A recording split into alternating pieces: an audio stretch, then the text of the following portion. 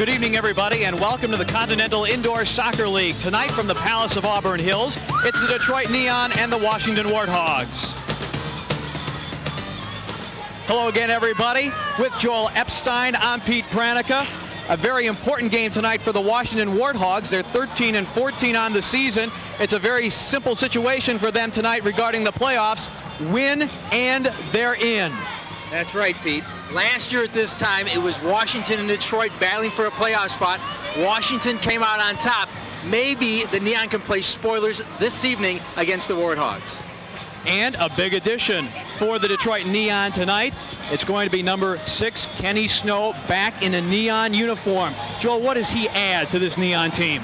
Kenny is the man who can pivot in the middle. He's instant offense. He's a pure goal-scoring machine.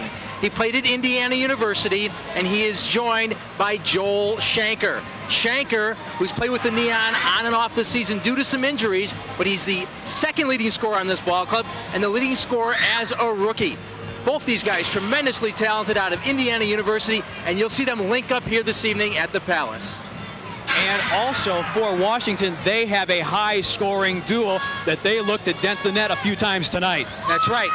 Dante Washington is one of the top goal scorers in this league. As a matter of fact, he leads the Continental Indoor Soccer League in scoring the most game-winning goals of any player in the league with 6.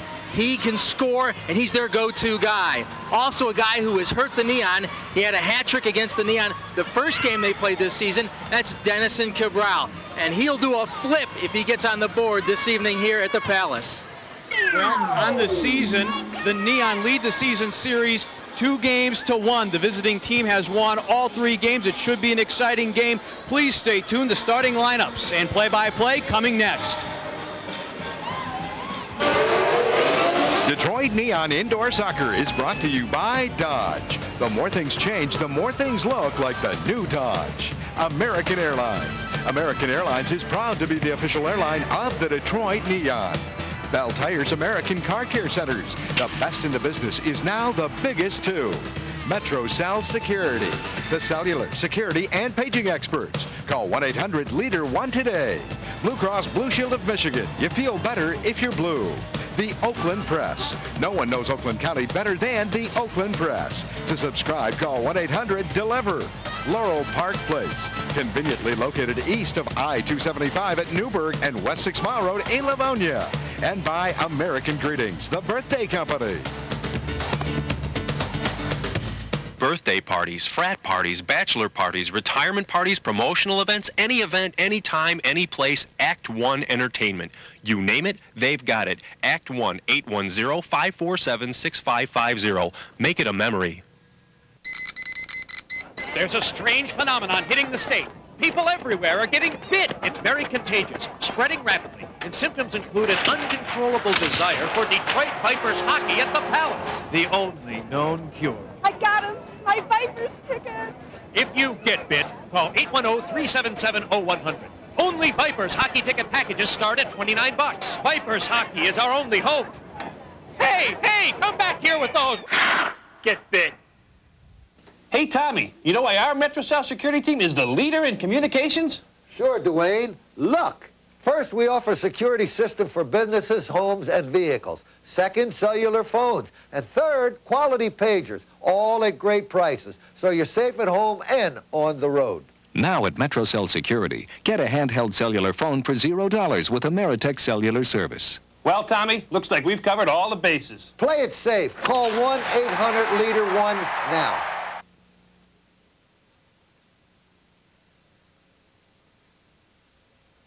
Of your fellow fan and in compliance with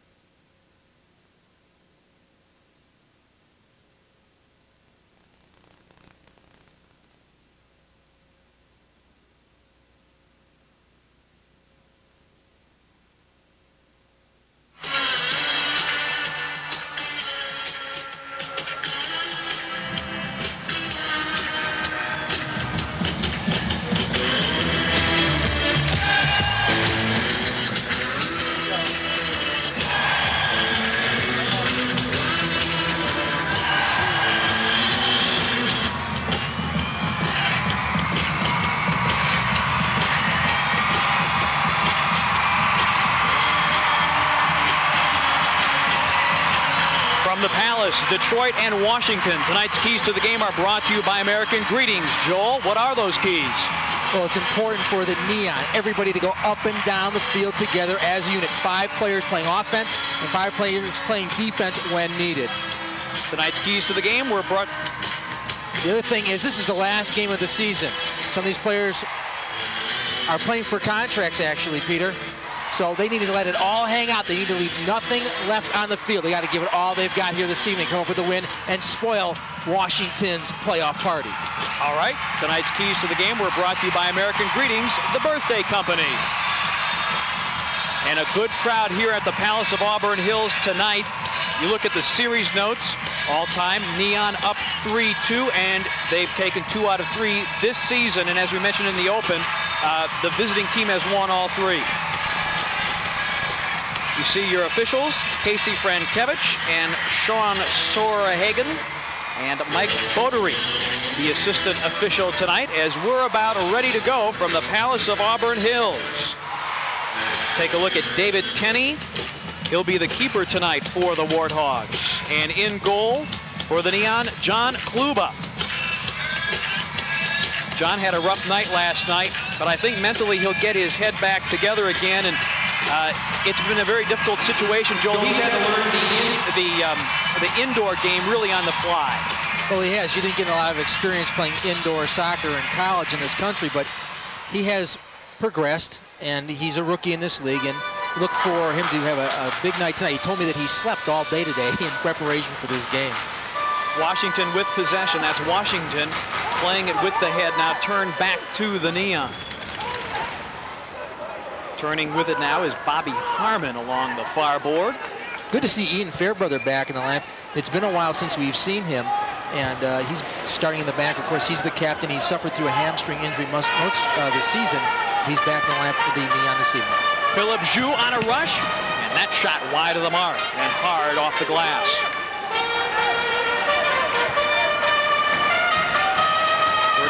Seconds in, and at this time last night, the Neon were already down a goal, 1-0 to Pittsburgh.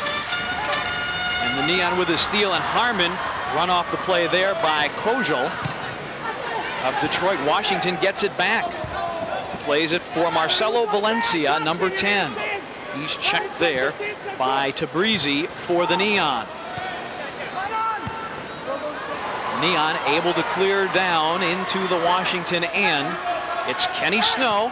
He became a free agent at 12:01 this morning, and he has it in the middle and plays it into the corner for Andy Wagstaff, who had a goal last night, and he played very well in the loss at Pittsburgh. And Joey Murtaugh will not be playing for the Neon this evening because of a misconduct problem. So look for Andy Wagstaff to pick up the pace in the midfield and play a lot of minutes. Musselman sends it to the corner and runs it down, as he's played very well the past few games. Terry Rowe with it, now Wagstaff. Back to Rowe. He had a goal last night, centering pass, and whiffing on it was Kenny Snow. A little rust there on Kenny's shoes. Normally he puts that ball home, but surprised to see. Maybe he needed that, though, to get his head back in the game. Whistle and a Detroit foul called, and we'll have changes all around as the Warthogs will put it back in play.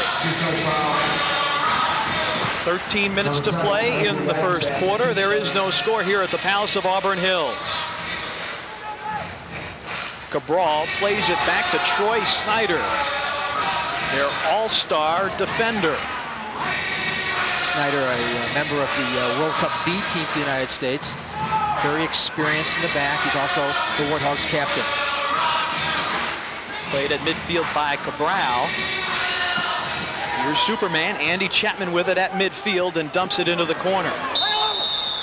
And a foul will be called there. Yeah, Hormos pushed Snyder right there. The ref was standing right there and saw it. He tried to get away with one right by the goal. If he would have had a good opportunity there. McClellan on a rush and a nice save by Kluba. A hard shot, and that's going to do wonders for John's confidence, as that first one came at him real hard and he made a good save. Here comes Wagstaff the other way for the Neon, and he has it taken away. And the Warthogs turned it around. Philip Jou, and he is taken down at midfield. That's actually a good foul by Andy Chapman there, because he was breaking down the field towards the middle with a good opportunity to set up a nice odd man rush for the Warthogs there. Jim Gabara plenty of experience in both the indoor and outdoor games. You see Dave Baker, the interim bench coach for the Neon. And that shot wide of the mark off the foot of Dante Washington. Fans, don't miss these exciting shows coming to the Palace this fall. David Bowie with 9-inch nails. That's coming up this Tuesday at 7:30. And John Michael Montgomery with Diamond Rio and David Lee Murphy comes up on Saturday, October the 21st at 8 p.m. Get your tickets by calling the Palace box office or by stopping by any Ticketmaster location. Just under 12 minutes to play in the first period. No score between the Neon and the Warthogs. Neon with possession. Chapman along the board sends it over the end line. And so Washington will restart with 11:48 to play here in the first quarter. Also missing from action this evening because of a red card that he got in Mexico City is Earl Paris. Earl was the guy who brought a lot of energy to this team and very tough defender, so they'll be missing him out on the pitch this evening.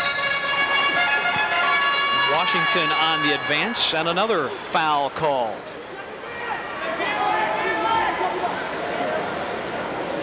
Be Joe Koziol, number 8, to restart. Pass intended for Washington. Flipped to the corner where it's tracked down by Steve McCall, who had a big game last night with a couple of assists for the Neon. Koziol at the red line, looking to maneuver on Joel Schenker. He has to retreat. Good job by Schenker. And already we'll take a look at the shot totals, and there's another one, and Kluba handles it. You can see the Neon are having a little bit of trouble staying with the Warthogs at this point. That's why the foul total is the way it is, because the Neon are having to slow down the Warthog attack. And a centering pass intended for Asselman, but he has to play it back. Tonight's game is brought to you by Pontiac Osteopathic Hospital. Up the other way, it's Eddie Radwanski. Radwanski gets ridden off the play and a foul called on Ian Fairbrother trying to defend. Well, he used that same move, it looked like on Asselman, but then you don't run a move against Ian Fairbrother without feeling the effects of it. He's going to do an inside out. He stepped over the ball at the circle, and Ian stuck his shoulder into him and let him get by. Nothing cheap with Ian. He's going to let you know that he's out there. It's number 10, Marcelo Valencia, on the restart. Hard shot by Motajo. Washington held in by Troy Snyder, and they'll have to play it back to midfield. Play comes to the near side. Digging for it is Valencia for the Warthogs, and the Warthogs able to hold on to the ball. Played back to Radwanski. As the Warthogs come up with a change, 10 minutes, 19 seconds to play in the first quarter. Radwanski at midfield. Hands to Philip Zhu. Zhu with a hard shot, and again, it's John Kluba coming up with a good save on a hard shot. And Wagstaff picks it up coming out. Hard shot by Kenny Snow, and that one wide of the mark. Wagstaff goes for the rebound, can't control it. Here come the Warthogs. Tremendous ball movement there by the Neon to move that ball up quickly and get a good shot opportunity for themselves. Ball dumped in by Todd Haskins, number 9, controlled by Tabrizi for the Neon. Tabrizi checked by Eric McClellan. McClellan steals.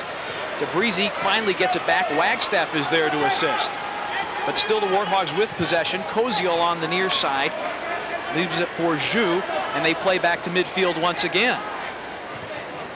So this Neon defense, Joel, that was dented 4 times in the first 17 minutes last night, hasn't yielded anything so far. There's been some good opportunities, but Kluba has been there to grab every shot that's been taken so far. You can see that Zhao, in particular, number 13 on the Warthogs, is lightning fast. He's able to bust up into the center of the field and create opportunities for himself and for his team. And Zhao nearly with a takeaway there. But Andy Wagstaff is able to pick up the loose ball and play it ahead to Terry Rowe, and a whistle and a stoppage on the foul. 8:54 to play here in the first. There is no score, so Detroit will restart here. Almost don't recognize Terry Rowe. He went to the shaved head. You can see Terry coming off the boards with the ball. He actually tries to pass the ball, and Cabral cleans his clock right there. The Warthogs out shooting the Neon 3-1 so far. But the Neon, as you mentioned, Joel, good ball movement, and so many times last night they had good ball movement, but they were unlucky. Head ball into the center of the arch, but nobody there to accept that. That was a great play by Chapman to set that ball right across the center of the arc there. Unfortunately, nobody was there to receive it. It looked like Bobby Harmon had an opportunity, but did not collect the ball. Harmon challenging there on Philip Zhao, and a foul call. Harmon had some time last night as a 6th attacker. The foul on Harmon is his first. Harmon possesses now, sends it back to Wagstaff. Wagstaff has come on as of late, and he has the ball back at midfield and plays it to the near corner. Well, he's had the opportunity to play. He's had the luxury of time, an opportunity to get out on the floor and show what he can do, and he has answered the call so far. Had a goal, as we mentioned, last night. In fact, he has scored, I believe, in 5 of the last 6. So he's on a mini tear, as the Neon are 3 and 5 here in the month of September. 8 minutes even to play in the first. And there's a timeout on the field. 7:58 to play in the first. The Neon and the Warthogs, no score. We're coming right back. Here's another clever idea from Plymouth. To make the new Plymouth Grand Voyager even more versatile, they simply went back to the drawing board. And voila, a driver's side sliding door was born. Now it's twice as easy to get into, twice as easy to get out of, twice as easy to load, twice as easy to unload. Grand Voyager. It simply slides, folds, protects, unfolds, rolls, and drives better.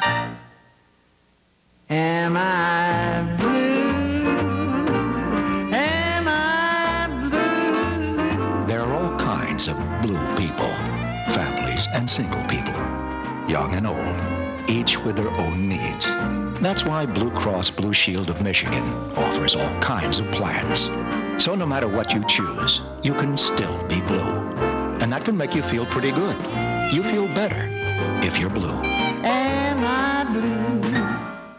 A simple scan reveals some potatoes are wild, some are not. And only the wildest potatoes make wild chips. New Tato Wilds Potato Crisps in crisscross potato skins.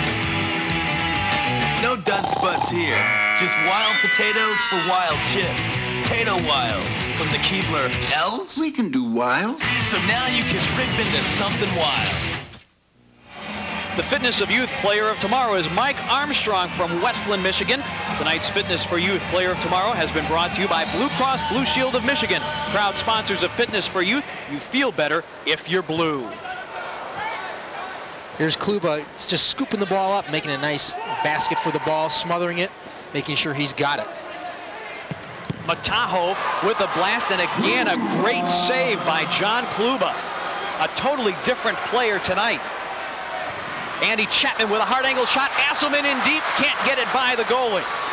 David Tenney equal to the task that time as the Neon with good offensive pressure. I guess in hockey, call that a foot save. You can call it the same in soccer. A kick save and a beauty, I think, would be the appropriate call. Steve McCall tries to advance across the red line, but he is fouled. And so the Neon here, with 7:23 to play in the first, trying to put on a little offensive pressure. Big drive, and that one off the foot of Andy Chapman and deep into the stands. You almost get the sense that Andy working out a little bit of frustration of a very, very long season with that blast. Not exactly where he wanted to put it. He was not given a lot of time. Gilliam was on him immediately. I think that he was a little surprised that Steve passed the ball so quickly to him in the space there. But that's something you have to be aware of. You don't get opportunities like that every day. You've got to be sharp and ready to go when that ball's played into you. Zhao up the middle for Washington. Dealing with it is Denison Cabral, and he's run off the play. Terry Rose sends it up the other way for Kenny Snow. Kenny on a rush, looking to cross over, has his pocket picked by Snyder, and a foul called on the Neon. That was two good players going at it 1v1, and Snyder was able to pick his pocket there and steal the ball from him. Nice play by Snyder. Play to the corner for McClellan as he settles off the board. Double team there trying to turn. Now has his teammate Koziel, and Koziel, it's in, and I'm not sure if that was deflected in by McClellan or not. It looked like it was. We'll have to see the replay, Peter, but it looked like McClellan was standing right on the doorstep and able to bang that one in. But, you know, that ball was going in anyway. Kazoil, this is beautiful ball movement. Kazoil works the ball to his right, and then he gets past Steve for a quick shot, and that ball was going in. But McClellan will take it, add to his stats. You're right. You look at the replay again, and yeah, it was going in anyway. You don't see the good ball movement here that allowed Kazoil to get the ball on the right side there and put it far post on the carpeting. That's the hardest play for a goalie to make. Low and hard, far post, and unfortunately for the Neon, Kluber wasn't able to get that ball. Well, apparently McClellan got a foot on it because the goal is awarded to him. But you get the sense the Warthogs are a lot more organized offensively at this point in the game, Peter, than the Neon are. The Neon still haven't got their offensive legs underneath them. They are not as patient with the ball and working it as well as the Warthogs seem to really be carrying the pace of this game so far. So McClellan picks up his 33rd goal of the season, an all-star for Washington. Ball back to Kluba, and he will play to midfield. Asselman to Wagstaff, but again, good defense by Washington as it's picked out of there by Mataho. Superman has it in the corner looking for a little offensive help. And he'll send it back near midfield where Ian Fairbrother will settle. And the Neon will try and get their spacing here. And they'll try and spread the court. Excuse me, Peter. Exactly. They'll get their space and they'll spread the court and try and find Chapman working down low. And it looks like he's working against Kazoil, and he gets the call right there. So here's a great opportunity for the Neon to even the game up. So the foul called. What made that play work was Fairbrother taking the ball to the wide side and opening up the middle so you could expose Andy Chapman to a ball coming through on the ground. Fairbrother, number 14, on the restart, and that one just off the goal and off the window. There's a hard shot. That one saved by Tenney. That one off the foot of Hormoz. And Asselman keeps it live for the Neon. Hormoz wants to drive. Sends it around, and Tenney has it knocked away by Superman, and Tenney finally covers up. And now a push by Andy Chapman. They didn't call the first one, which the refs never seem to do in any sport, huh, Peter? But everybody in the building saw Chapman push him. I can't believe they didn't see Kazoil push Chapman just before that. But Kazoil made a tremendous play. Tenney lost the ball. He got it back for the goalkeeper, and he was able to smother the ball. You see him, Chapman and Tenney. Chapman kicks him in the head, unfortunately, but Kazoil traps the ball for him, and he has presence of mind, even though he's injured, to grab that ball. And then you see the pushing, and what an act. They're showing it up on the scoreboard above. That's why you get the crowd reaction here. Tenney digging for that ball, Kazoil protecting it for him. Right there you can see his socks step in there, and then the pushing began, and Chapman gets the call. Now this is not the juncture of the game where the Neon want to be down a man. They're down by a goal. You don't want to be down a man. And, you know, in all fairness, they should probably toss one guy from each side in this situation.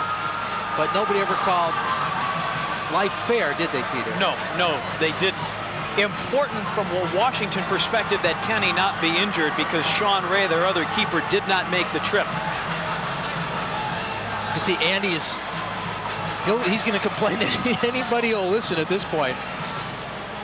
Here's an interesting angle of this play. You can see the pushing right there going on, and Chapman digging for the ball. Kazoil stepping in with a high elbow to Chapman's face. He turns and pushes Chapman away because he's going to protect his goalkeeper. Andy waited a heartbeat or two and then pushed Kazoil. Everybody in the building saw it. Now the Neon have not had a tremendous amount of success on a penalty kill.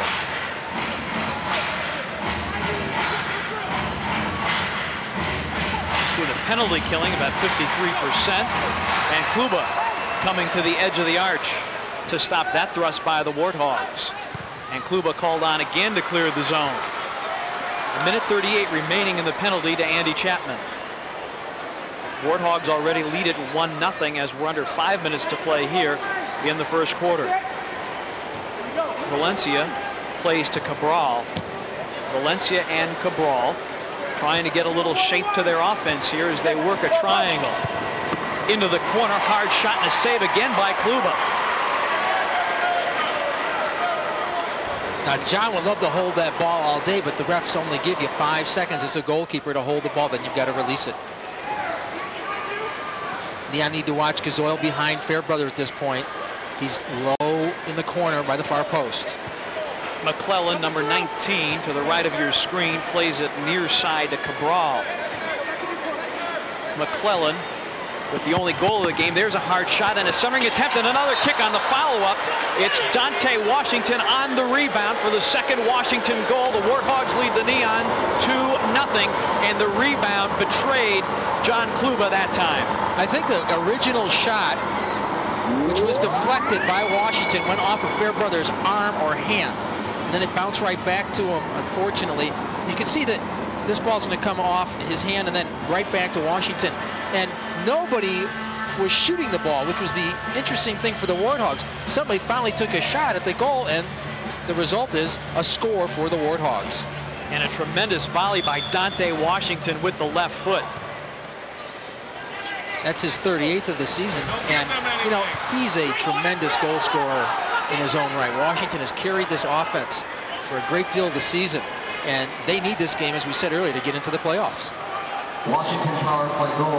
Hormoz picks it up for the Neon, and Wagstaff, number 7, will chase it back.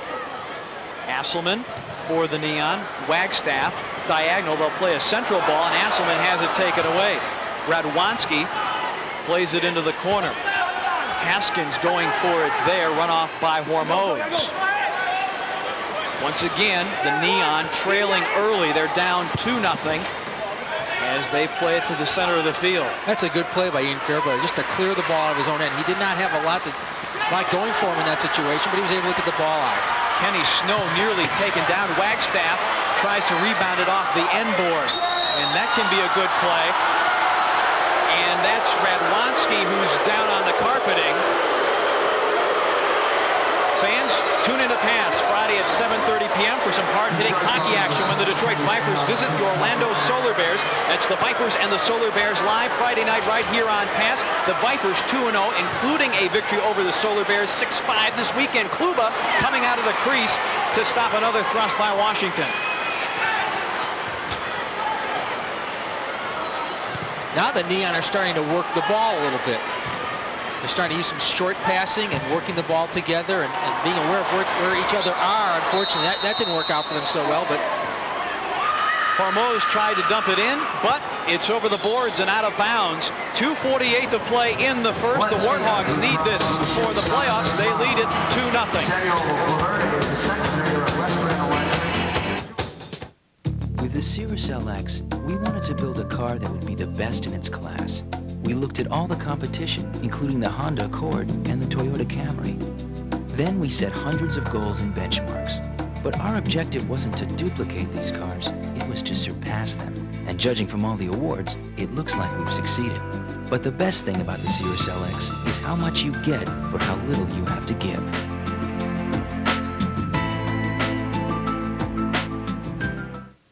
All right, you guys ready? Well, good. Let's get fired up. So, Grant, you either turn the corner, you find Terry, you find Alan, and let's execute. Do you understand? I'm looking for team spirit. Even if you're not in the game, I want you off your seats. If you want to be treated like pros, then act like one. Get off your seat and get in the game. The Pistons are back, so get them while they're hot. Call the Pistons at 377-0100 for ticket information. At least I'll be ready. That's me, Tommy Lasorda, great at communication. That's why I'm proud to be on the MetroCell security team. They're the leaders in communications with security systems for businesses, homes, and vehicles, cellular phones and pagers, all at affordable prices. Now at MetroCell Security, get a handheld cellular phone for $0 with Ameritech cellular service. You're safe at home and on the road with MetroCell Security. Call 1-800-LEADER-1. The Detroit Vipers have begun their second season here at the Palace, and you won't want to miss the action. Partial season ticket packages are available for under $100. For ticket information, call the Palace box office at 810-377-0100. Great excitement with the Detroit Vipers. And great excitement here at the Palace of Auburn Hills with Detroit Neon Soccer as the Neon close out the 1995 season. Tenney, the Washington keeper, has it and slings it to midfield. Denison Cabral chases it down in the corner. Cabral on the double team. Back to Zhao. Philip Zhao, number 13. Playing along the near boards. Checked by Harmon. A central ball played for Koziol, I should say, and Chapman takes him down. Detroit foul number 20, Andy Chapman. That's his second. Andy picks up his second foul. He also picked up a penalty for misconduct for 2 minutes, which led to the second Washington goal. Harmon has it on the near side. Double team trying to dig it out. Fairbrother with it. Plays with the head. But held in by Zhao. And Fairbrother plays it with the head. Back to John Kluba, the Detroit keeper, who slings it far to the other end. The Neon are not having any success with this long passing game. They've had much more success working the ball from their defensive end through the midfield on the ground up into the attacking end. This long pass has not worked out for them at all. Zhao tries to center there, but it's swept out of there by Steve McCall. And a battle along the near side for possession, and a whistle will stop play with 1:26 to play in the first. You get that call because you've got two Neon players pinning Valencia against the boards on the Warthogs. You're always going to get that going against the two teams, the two players from the opposing team. And a big drive off the glass. Kluba out of position, trying to get back into the crease and punches it out of there nicely. Great awareness by John Kluba. And with it, that's Andy Wagstaff, and he sends it into the first row of seats. The official title sponsors of the Detroit Neon soccer team are Chrysler, Plymouth, and Dodge, divisions of the Chrysler Corporation. Well, they're dropping like flies in the Neon penalty area there. Guys tumbling down, trying to knock that ball in and trying to knock it out of that area. Haskins tries to play it for Washington, taken away by Asselman, sends it back for Terry Rowe. Rowe's ridden off the play as he grapples with Haskins, and a foul called on Terry Rowe. Well, Haskins took the inside away from Terry and was able to steal the ball. Terry was smart to grab him there and not let him advance any farther than Haskins had gotten. 56 seconds to play here in the first. Washington with a 2-0 lead, and very important for the Neon to try and squelch this threat and get out of the period just down 2-0. Here's a big drive, that off the foot of Motaho, and deflected wide of the mark. Motaho comes back to midfield and plays for Valencia. Back to Motaho, chased by Kenny Snow. Motaho dumps, Haskin chases, and Radwanski appears to have made a miraculous recovery, Joel. He's back running around. He's fine. That was more theater than anything else, I think. Cabral with a shot, and Terry Rowe with the block. Cabral, left-footed shot, that one wide of the mark. Rebound shot by Koziol. And nothing there as that one was wide of the mark. Dug out of there by Hormoz. Back to Kluba. Asselman at midfield. His pass intended for Snow, and Snow taken down with 11 seconds in the period. Neon with but 4 shots here in the first period, 9 for the Warthogs. Rowe will restart with 11 seconds to play in the period. Check it. Hormoz dumps it into the corner, trying to get a rebound. Asselman trying to turn. Can't do it. Radwanski clears into the seats with 5 seconds to play. Neon need to get the ball as quickly as they can towards their goal here that they're attacking. Hormoz will play it. Plays it around the end, and a whistle and a stoppage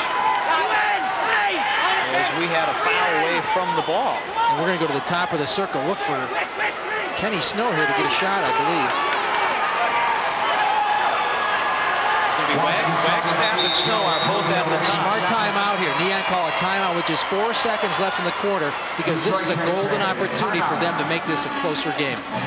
Well, one of the keys to any athletic team, no matter what you're talking about, is always the ability to do a set play, and certainly this would qualify, and probably the best opportunity for the Neon tonight to get on the board. They trail at 2-0 with 4 seconds to play here in the first. Piston fans, don't miss your shot at getting in on all the NBA action. The Pistons, led by new head coach Doug Collins and NBA Rookie of the Year Grant Hill, promises an exciting season.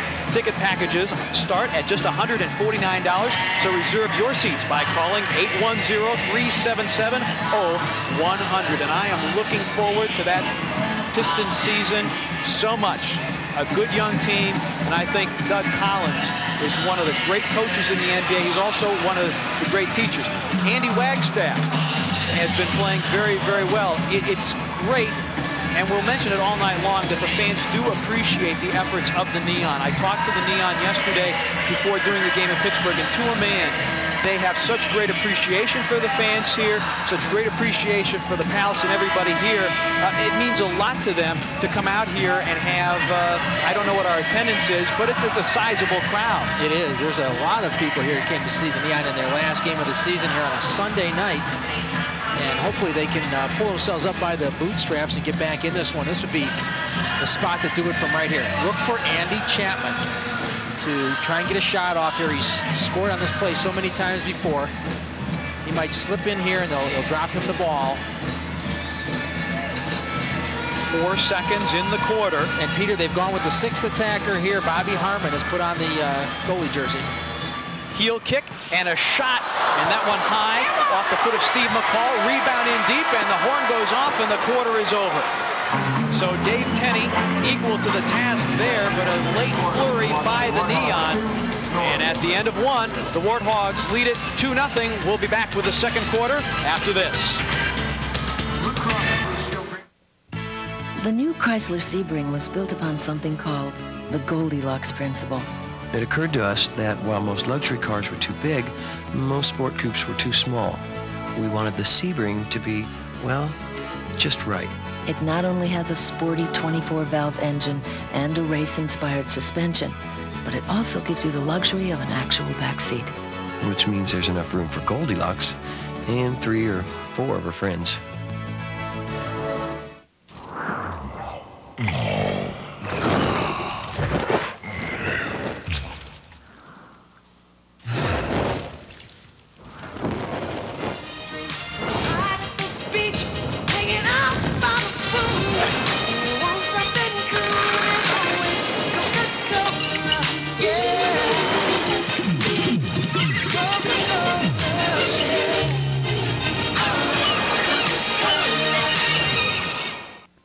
When you need eye care, your concern is to find the very best.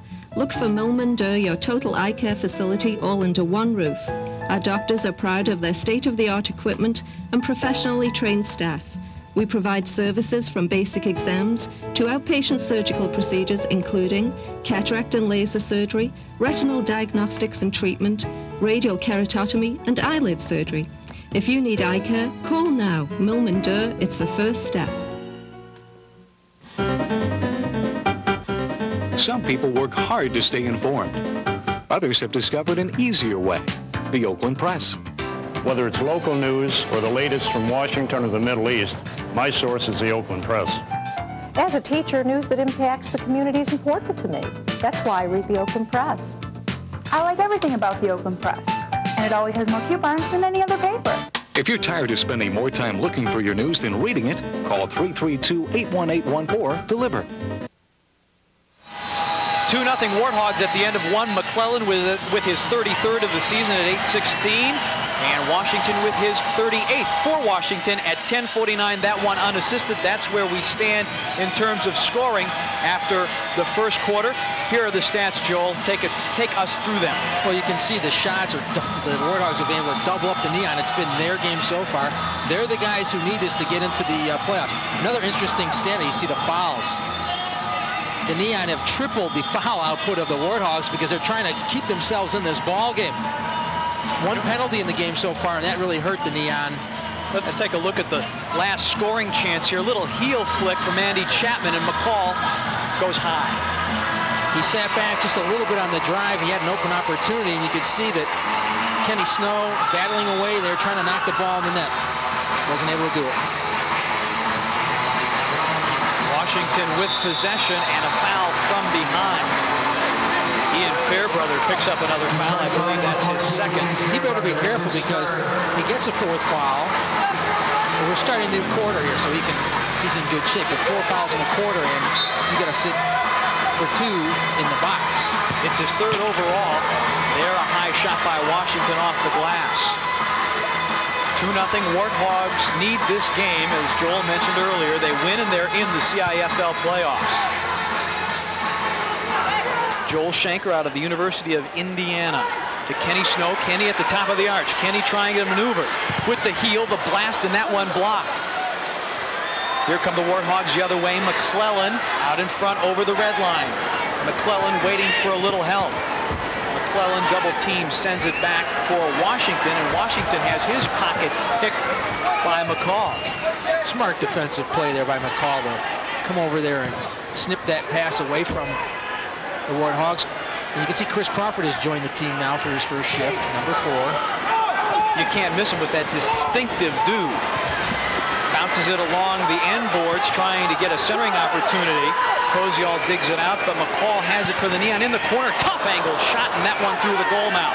It looked like, to me, like Teddy almost got a paw on that as it was going by the far post just before it got there. Oh, unfortunate for Shanker there. It looked like the ball came up and bit him in the hand. Take a look at this. The Warthogs. This is the worst quarter for the Warthogs is their 2nd quarter. And they've been outscored by 21 goals this season. This is McCall with a desperation attempt here. Very tough angle. He's hoping somebody's going to be there to clean that out for him. And a shot. Kluba came out of the goal. Troy Snyder lofted that one over the end board. Nice play by Kluba to come over and cut his angle, so Schneider had really nothing to shoot at. And in talking with John yesterday, he said the angles are so much more challenging in the indoor game than they are in the outdoor game. They're totally different. Here's Wagstaff over the red line. Wagstaff trying to get a maneuver. Andy Chapman settles now, getting some shape to the offense. Harmon on a crossover, tough angle shot, that one left of the mark, and cleared out by Radwanski for Washington. Washington is doing a tremendous job, Pete, of playing good position defense. Oh, there's a beautiful centering pass by Andy Chapman for Terry Rowe, but the ball goes high and into the stands. But a great setup that time by Superman. And that's the type of play they're going to have to score on. Instead of in the half-court game, you got a ball coming from a distance, and it's a bang-bang play. Radwanski has it at the midway stripe. Sends it back for Zhao. Valencia now plays. Sends it back to his keeper. Now forward, flicked on ahead to Zhao. Zhao, that one just off the post and out of the reach of Kluba. Rebound comes back to Valencia, and Valencia will play back into his own end to Troy Snyder, and Snyder will set it up. Warthogs out in front 2-0.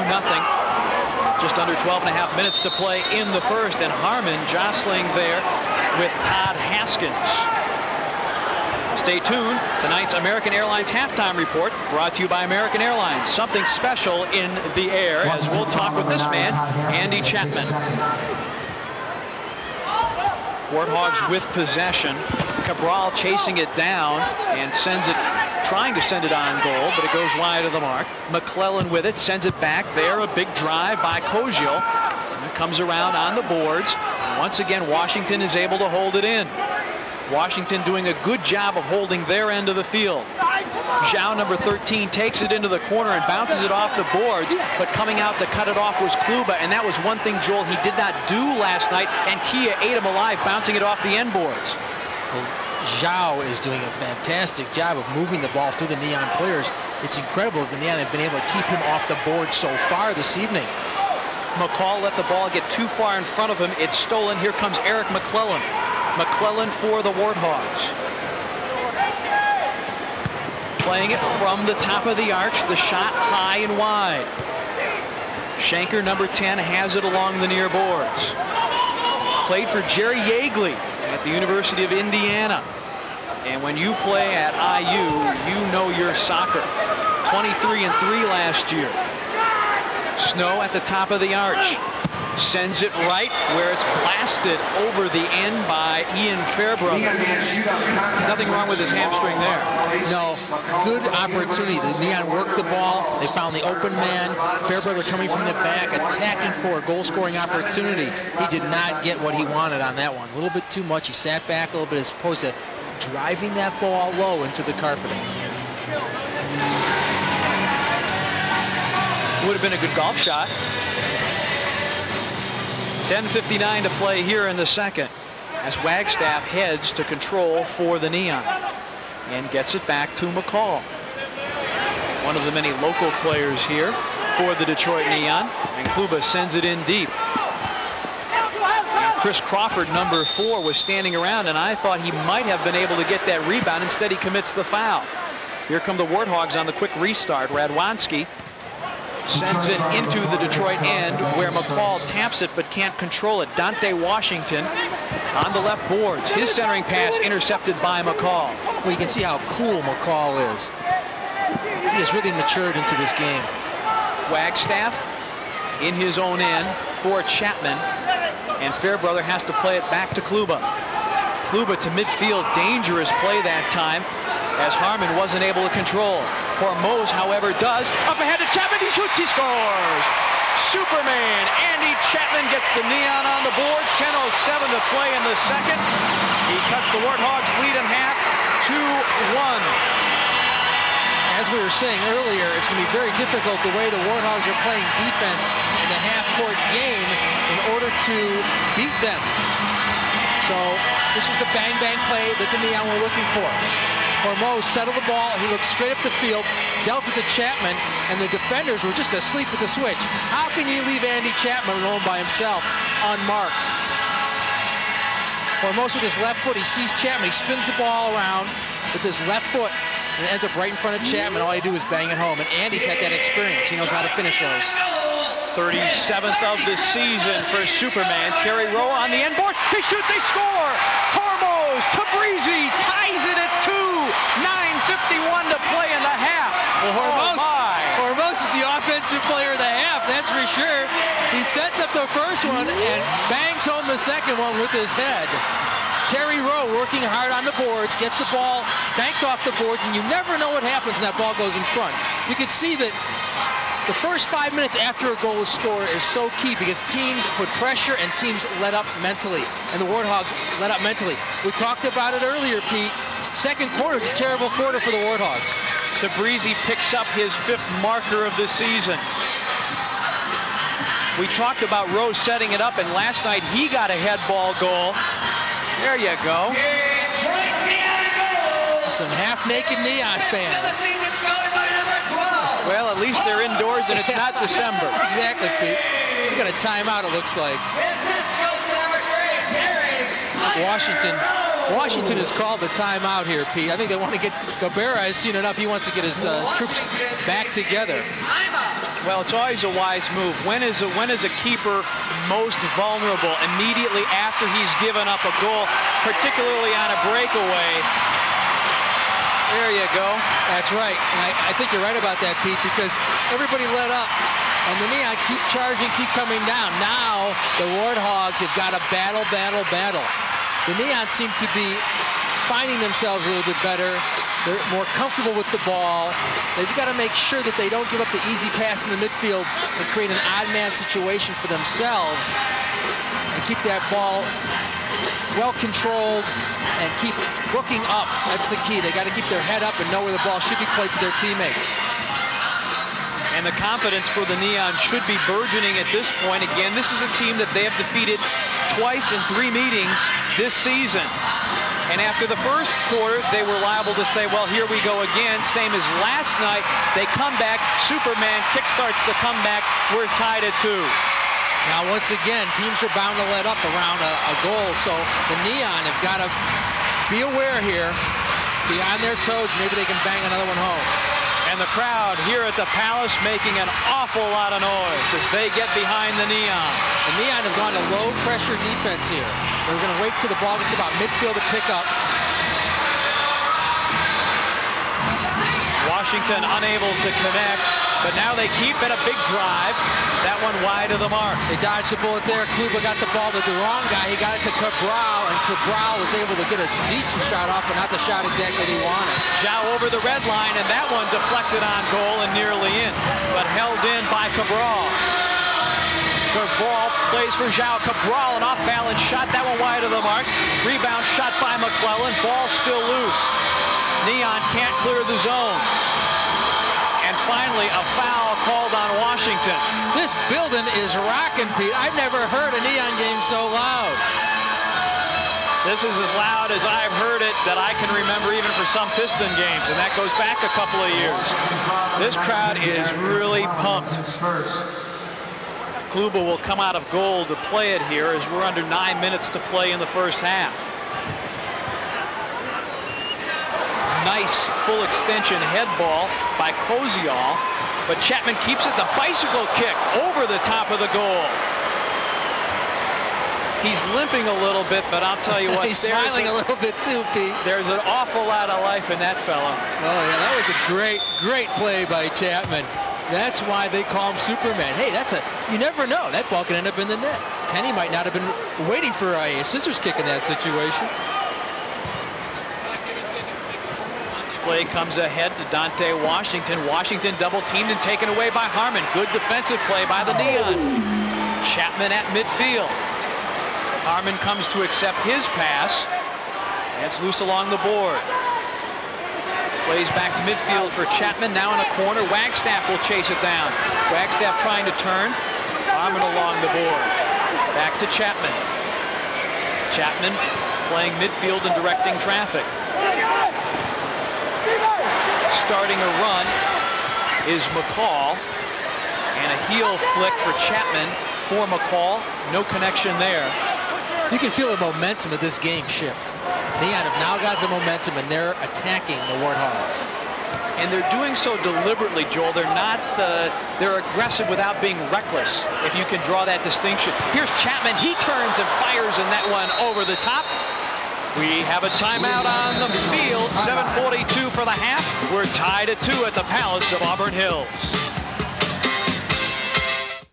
With 4 doors, tons of interior space, comfortably contoured seating, and a great stereo, the Plymouth Neon sedan is a huge kick for cruising. While the Plymouth Neon Expresso Coupe's 132 horsepower engine and fully independent suspension make it a real kick in the passing lane. Plymouth Neon Coupe or sedan, it's never middle of the road. $99.95 for starters, $12.7 nicely equipped. Am I blue? Am I blue? There are all kinds of blue people, families and single people, young and old, each with their own needs. That's why Blue Cross Blue Shield of Michigan offers all kinds of plans. So no matter what you choose, you can still be blue. And that can make you feel pretty good. You feel better if you're blue. Am I blue? Hey, Tommy, you know why our Metro South security team is the leader in communications? Sure, Dwayne. Look. First, we offer a security system for businesses, homes, and vehicles. Second, cellular phones. And third, quality pagers, all at great prices, so you're safe at home and on the road. Now at MetroCell Security, get a handheld cellular phone for $0 with Ameritech Cellular Service. Well, Tommy, looks like we've covered all the bases. Play it safe. Call 1-800-LEADER-1 now. A regular feature on Neon broadcasts are the offensive and defensive players of the game, brought to you by the title sponsors of the Detroit Neon, Chrysler, Plymouth, and Dodge. Here's Kluba making a great save, keeping this game locked at 2. He gets just his fingertips on the ball. You can see the Warthogs thought that ball was going in. And Ian Fairbrother almost, we saw him in the center of the picture, almost screened him off the play. That happens a lot in indoor soccer, Pete. You see that happen, and the goalies don't get a good jump on the ball. A lot of goals were scored off of that situation. Washington, we talked, Joel, earlier, not a good second quarter team. Well, they've yet to get a shot on goal here. Detroit's squeezed off 3, and we're tied at 2 apiece.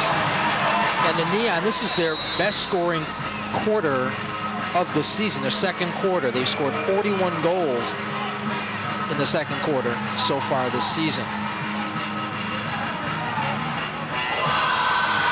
And I don't know, Joel, if we have a foul or a penalty here.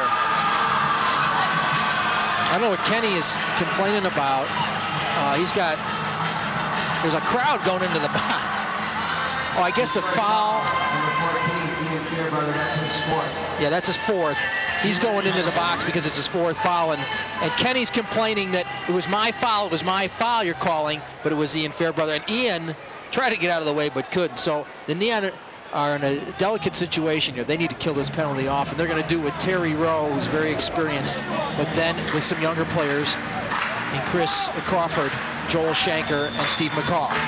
So Fairbrother in the box for 2 minutes, and a centering pass, dangerous play. There's a blast by Valencia and deflected over the top. So a quick strike attempt by Washington that time. But again, the Neon able to dodge a bullet there. Still a minute 54 in the power play. Sorry. That's Pete. They need to be aware of where all the Warthog players are, and they didn't seem to be aware at that juncture, and that's why Warthogs had a great scoring opportunity.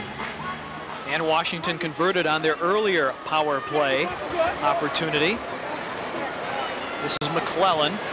McClellan plays to the corner, and to the top corner goes Valencia for the goal. And Valencia did this earlier, and that's how they scored in the first time. The ball that he knocked hit Ian Fairbrother in the hand, but this time he gets it all, and nobody comes over to cut off his angle. He wasted no time in blasting this ball with his right foot into the far corner, upper far corner. That's a perfectly placed shot. It is. It's the 19th of the season for Marcelo Valencia. And that puts the Warthogs up 3-2. They swung the ball to the far side and found an open man, and Valencia knew that he had that much time and he was going to step in and bang it. So the power play once again is hurtful to the Detroit Neon as they've given up 2 of the 3 goals on the power play. 3-2, Warthogs lead it by 1.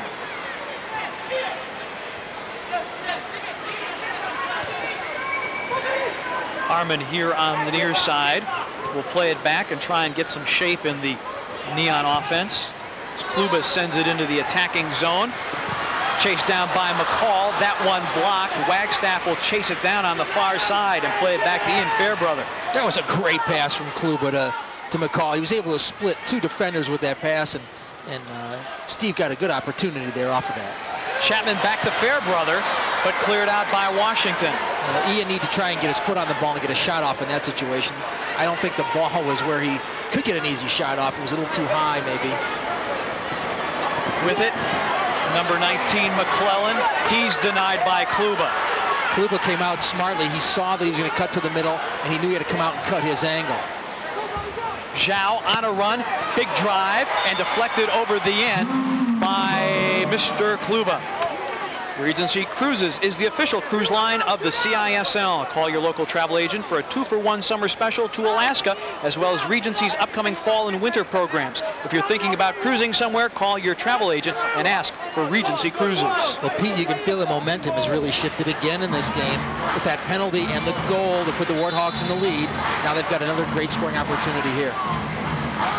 From the corner spot, and that one centered. And a big drive off the foot of Koziol, and that one into the first level of suites here at the Palace of Auburn Hills. Koziol wanted the ball earlier on that play, and they did not get the ball to him. And out of frustration, he tried to bang that home from a tough angle. Fans trying to retrieve the ball and needs a little bit better arm. There you go. Great crowd here on hand tonight. We'll be interested to see what the final tally is. Last night, Dallas broke the single game attendance record, 16,427, as they took on Las Vegas, breaking the old Neon record of 14,000 and change. And they really hurt Las Vegas's chances of getting into the playoffs with a victory against them last night. It's a great soccer town, Pete, Dallas. They really love their soccer, and they play it at all levels, and they have tournaments at all levels. Some of the biggest youth tournaments in the world are held in Dallas. In fact, the entire state of Texas, Houston also has a marvelous youth program. People so often associate Texas with high school football, but it's gaining a well-deserved reputation for excellence for high school and youth soccer as well. Warthogs lead it here 3-2. This is Terry Rowe. Plays it to the near side to Hormoz. Hormoz with a nice move. Comes to center.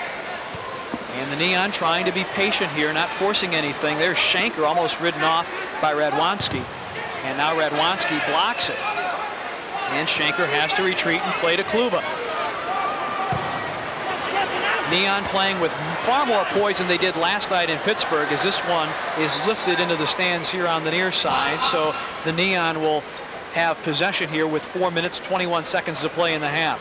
And you know, you can suit up 14 and have 14 players available to play. Both teams have 13 players available to play this evening. It's that end of the season blues where you run short of healthy bodies. Wagstaff, his centering pass intercepted, cleared by Radwanski. Chased down by Hormoz. Hormoz near side to Rowe. Nice angled pass. Hormoz on a run, left-footed shot. Rebound, they shoot, they score! I'll tell you, Hormoz he's automatic offense this evening. He wants to attack the goal. It was a give-and-go setup. They got the ball where Hormoz could get a shot off, and he should get credit for an assist there. I don't know if he will. It was his shot that Tenney got his foot on, and then Kenny Snow, he knows where the goal is, and he knows to attack the goal when there's an opportunity there. Tenney gives up the rebound, and as a result, gives up the goal to Snow. A free agent as of 12:01 this morning, knocked it to the back of the net. And that, I believe, is goal number 9 on the season. And that's just in 5 games. This is his 5th game. It's actually 4.5 games, Pete. He's going for the volume discount here. And did you say momentum had shifted, Joel? I think maybe it might be back to the Detroit end of things right now. Philip Zhao will settle as we're tied at 3. Turning with it is Haskins. Haskins in the arch. Nice defensive play by Fairbrother to wrest it away from McClellan. But the Neon can't clear the zone. Valencia, who has one of the Warthog goals, plays to the near side. His drive is blocked by Shanker and cleared, not cleared out of the zone, however, by Kluba. Zhao plays it to the far side. And turning with it is Koziol, and Koziol has it taken away. Here comes Superman, left-footed shot, deflected, and the rebound finally covered up by Tenney. And Tenney looks like he's hurt. I don't know if he fell on the ball or not. It's like he hurt his arm or his hand.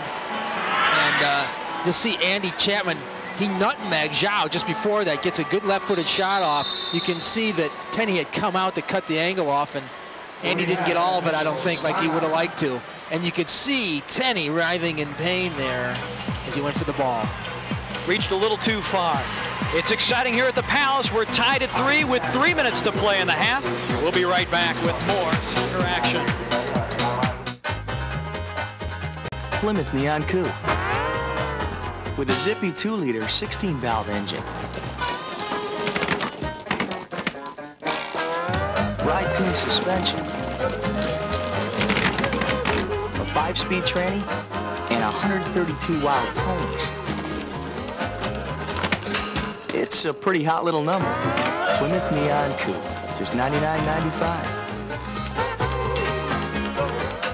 A simple scan reveals some potatoes are wild, some are not. And only the wildest potatoes make wild chips. New Tato Wilds Potato Crisps in crisscross potato skins.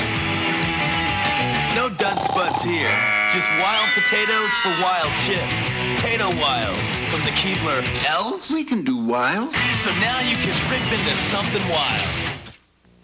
Snap that trailing leg. Be aggressive. Set. Here we go.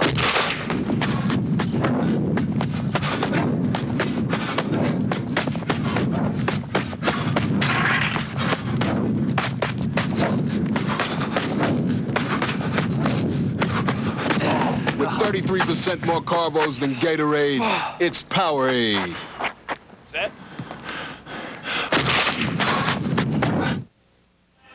Join the Pistons at the Palace for some preseason excitement on Friday, October the 13th, at 8 o'clock tip against the Philadelphia 76ers. On Tuesday, October the 17th, a 7:30 start against the Cleveland Cavaliers and our old friend Mike Fratello. Thursday, October the 19th, 7:30 start against the Sacramento Kings and Central Division rival Milwaukee Bucks in town on Monday, October 23rd. That's a 7:30 start. Reserve your seats by calling the Palace box office at number 810-377-0100. And David Tenney hurt himself on the reach, Joel. Andy Chapman got away from Zhao there and made the goalie make a tough save. And sometimes goalies get hurt on those tough saves, but Tenney's tough enough to be back in the ballgame right now. Harmon has it near side, left-footed shot, that one deflected, rebound, he shoots, he scores! Bobby Harmon on the rebound! What a chip, unbelievable chip, left-footed, spin that ball in the back, and that's the worst thing for a goalie to see, Pete, is to be able to turn and watch that ball go in the back of the net. Bobby Harmon working hard, ball comes back off the boards, and then it looked like it hit Troy Schneider, and it spins into the back net, and the Neon take the lead. 4-3, the Neon over the Warthogs. I'll tell you, Tenney does not look right. He looked like he boxed that ball when he should have caught it. He could have saved himself a goal if he was able to catch that ball. It wasn't a rocket shot that Bobby hit. No, and let's watch it on the replay from another angle. It looks like he almost short arms this rebound. Does he get full extension? No. He knew it was going over him. He thought he may get back there. Harmon, number 11 on the season. Neon in front 4-3. And Bobby has played through some tough ankle problems this season, but he's continued to play. And lucky for the Neon there in that situation. Great goal by Bobby Harmon. Shanker plays for Crawford. And now McCall here on the near side. Now the Neon with the luxury, as we move under 2 minutes to play in the half, of being patient. Centering pass intended for Shanker. That one broken up by Radwanski for the Warthogs. On the move, here's Haskins. And Haskins loses it. Getting it back is McClellan. McClellan centering pass deflected away. And it comes to midfield, where Andy Chapman has it. Chapman wrestling with Washington for it. And a whistle and a foul call. Tonight's game is brought to you by Pontiac Osteopathic Hospital. Washington picks up the foul, his first. And a collision in the corner, and they're going to call Manny Mataho. And Steve McCall. They're both going to the box. Not a bad call by the ref to even things up a little bit. You can see Mataho and Steve just shoulders him into the boards. And then you don't see this, but Mataho kicks at McCall. And that's why they're both going to the box. That time the officials saw both parts of the play. Steve is a tough customer. And he does not back off. There's been some bad feelings between these two teams over the last couple of seasons. Mataho has been in the middle of it many times, I must say. So both teams now with 4 field players and their goalies. 1:21 to play in the half. 4 goals on 6 shots. I would say the efficiency rating at the Neon is quite high. That's amazing, but they're getting good opportunities. And there's Long off of Kluba's foot, and a rebound loose. Chapman trying to track it down. It was high and over the goal. Well, he undressed the goalkeeper on that play. Coming back the other way, it's Cabral, and that one over the top of the cage. And you can see the great positioning by Kluba kept that ball from going in the net. Now here's a good opportunity on a corner play for Washington. It'll be Radwanski to take the corner, but let's take a look at the replay, Joel. Cabral on a dead run. Hormuz trying to get back, and there's Kluba with both his paws firmly on the ball. Koziol tried to play it, but the Neon steal it. Bobby Harmon working hard, has it taken back by Washington, and a foul called on the Neon for a hold. Bobby had no help there. He had the ball, but no help. He turned and found nobody, so he had to, and then Washington was on him, and then he didn't know what to do, so he had to grab him from behind to stop him. 46 seconds to play in the half. Neon up 4-3. Big drive, knocked down in front. Terry Rowe chases it down, can't clear the zone. Comes back to the Warthogs. Nice head ball centering play by Cabral into the corner where Washington tracks it down. Washington left wing, tough angle shot. Kluba knocks that one away as well. He's a different player tonight. Washington with a shot, a whistle before the shot taken, and Terry Rowe is down. And Terry Rowe looks hurt. And an official's timeout here, and I am not sure exactly what happened because it was after the ball had gone away, and we'll take a look at it and find out what happened. Terry stretching out, and he goes in with his ankle and knocks Cabral over, and it was his ankle that struck Cabral full throttle, it looked like. He was stretching out for the ball got out a little too far out in front of him, and he went in with his left ankle right into Cabral's leg, and Cabral went flying, and the ball went flying, and Terry is still on the ground. John Kibble, the trainer for the Neon, is out there attending to Terry Rowe. You know, Terry is playing with a fractured kneecap, believe it or not. It's broken in 3 places, and they're peeling him off the carpet at this point, and they're going to get him up, and it's his wrist that he fell on, it looks like, that he's holding. That took the force of him on his dead sprint.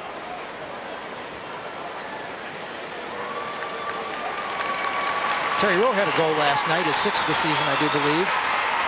He was very, very active on the offensive end and got a head ball off a rebound that it was one of those things, the opportunity presented itself, and he was able to get ahead on it. John Kibble, probably the hardest working man in this Neon organization because this Neon team has been banged up all season long. Well, the Neon need to be careful here. There's just 24 seconds left in the half, and they don't want the Warthogs to tie this game up. They need to play some strong defense here, Pete.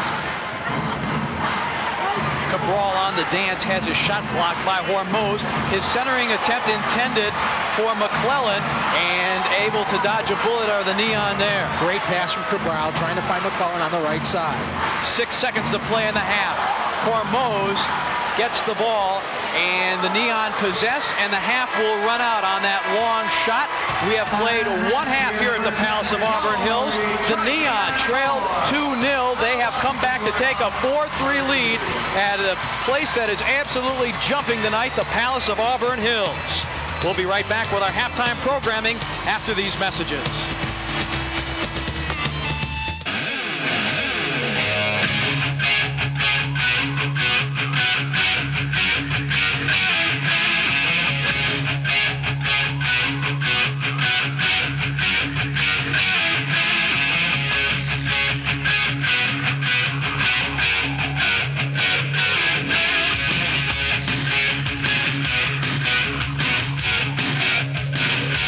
Vipers season tickets with packages under $50 on sale now. When you need eye care, your concern is to find the very best. Look for Milman Durr, your total eye care facility, all under one roof. Our doctors are proud of their state-of-the-art equipment and professionally trained staff. We provide services from basic exams to outpatient surgical procedures, including cataract and laser surgery, retinal diagnostics and treatment, radial keratotomy, and eyelid surgery. If you need eye care, call now. Milman Durr, it's the first step. Some people work hard to stay informed. Others have discovered an easier way, the Oakland Press. After reading the Oakland Press, I know that I'll be up to date on all the issues that are important to me throughout the course of my day.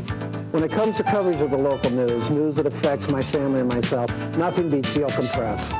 I love the TV Week book. It's the easiest to use. Plus, the Oakland Press has more coupons than any other paper. If you're tired of spending more time looking for your news than reading it, call 332-8181 or deliver.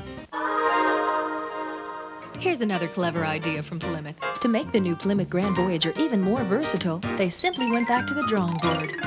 And voila, a driver's side sliding door was born. Now it's twice as easy to get into, twice as easy to get out of, twice as easy to load, twice as easy to unload. Grand Voyager. It simply slides, folds, protects, unfolds, rolls, and drives better.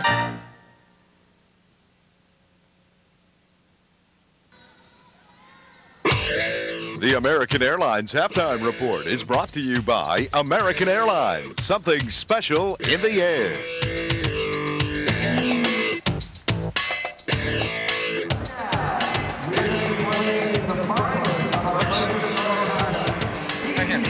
Halftime here at the Palace of Auburn Hills. The Detroit Neon leading the Washington Warthogs 4-3. It has been an exciting first half, Joel, and it's been a real character builder for the Detroit Neon because they were down 2-0, and they could have, after falling behind last night 4-0, they might have said, well, here we go again, but they didn't. That's right. And 2 of the goals that they gave up were off of penalties, and the Warthogs were able to score quickly. So if you take that into the account, that the Neon have had 2 penalties. If they didn't have those 2 penalties, this would be a totally different ballgame. The Neon have done a nice job of switching the momentum in the game so far, and now have a halftime lead they've got to be proud of. And Andy Chapman was the man who got it started, and he'll be our halftime guest tonight.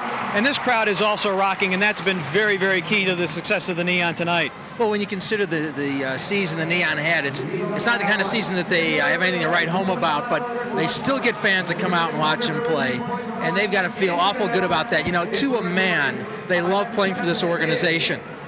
And we have all these fans here, and they love playing in this town. And Detroit is such a great sports town. People love to come and see professional sports, and that adds to the excitement for the players and for the excitement of this arena this evening. And that's our halftime score, 4-3. The Neon lead it by 1. And we'll continue our halftime programming after we take this break.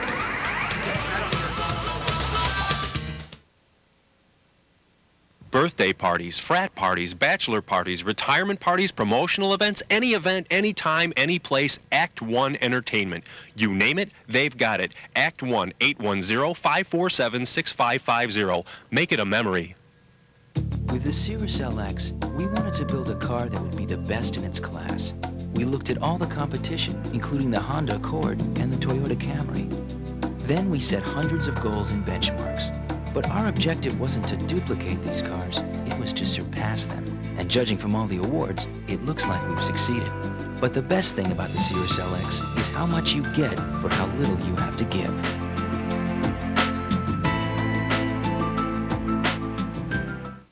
That's me, Tommy Lasorda, great at communication. That's why I'm proud to be on the MetroCell security team. They're the leaders in communications with security systems for businesses, homes, and vehicles, cellular phones and pagers, all at affordable prices. Now at MetroCell Security, get a handheld cellular phone for $0 with Ameritech cellular service. You're safe at home and on the road with MetroCell Security. Call 1-800-LEADER-1. A simple scan reveals some potatoes are wild, some are not. And only the wildest potatoes make wild chips. New Tato Wilds potato crisps in crisscross potato skins. No dud spuds here, just wild potatoes for wild chips. Tato Wilds from the Keebler Elves. We can do wild. So now you can rip into something wild. All right, you guys ready? Well, good. Let's get fired up. Listen up, guys. You've lost your focus. Your attention span is 0. You know, I'm not running a daycare center here. Do you understand? I'm looking for team spirit. Even if you're not in the game, I want you off your seats. If you want to be treated like pros, then act like one. Oh, Coach Collins was serious. Get off your seat and get in the game. Call the Pistons at 377-0100 for tickets. That went quite well, don't you think? Back to the Palace of Auburn Hills, halftime between the Detroit Neon and the Washington Warthogs. Pete Pranica along with Andy Chapman. Andy, clearly the season did not unfold as you would have liked, although in September things got a little bit better.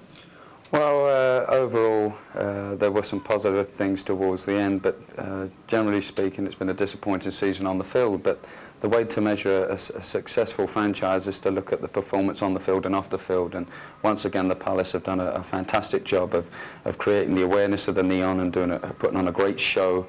And maybe next year we can combine the two.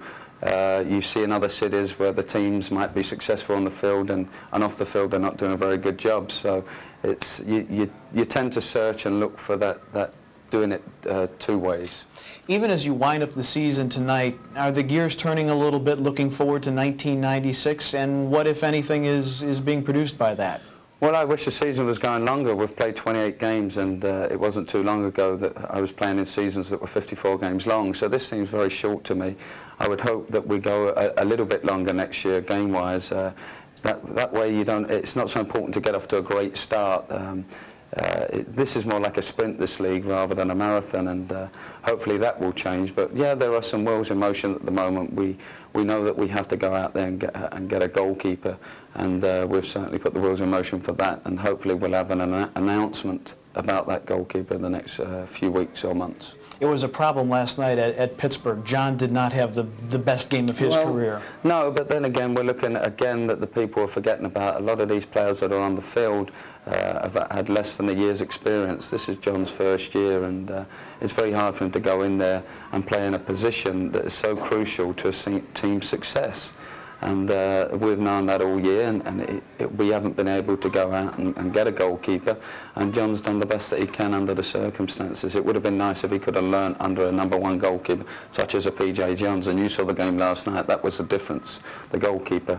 But that's the way it's been most of the year. We've had a lot of players out there that are rookies, and you know, unfortunately, the future is now. You know, if you're in the NBA or the NHL, you could say, oh, this is great, we're going to have a great team in the next 2 or 3 years, but we need to have a great team next year.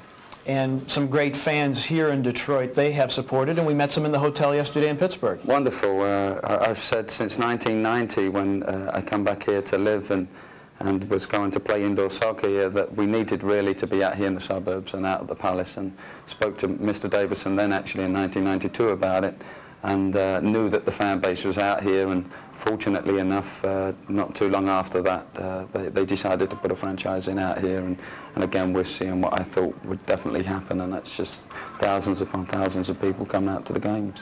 Thanks very much, Andy. That's our halftime interview. We'll be back with the first half stats after this.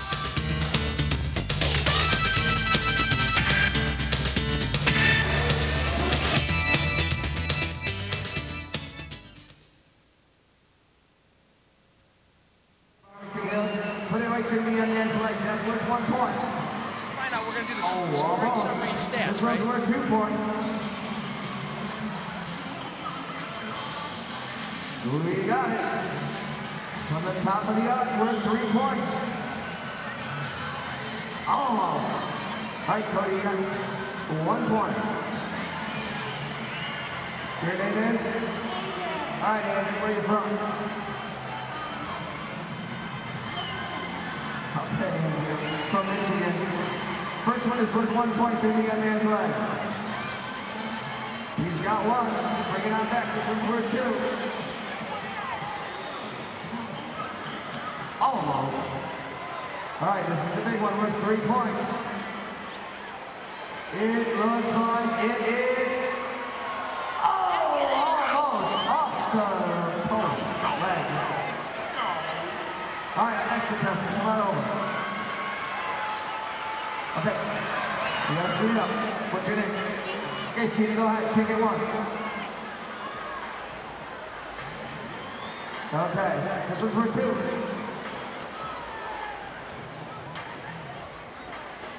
We got it. That's 2 points. This one's worth 3.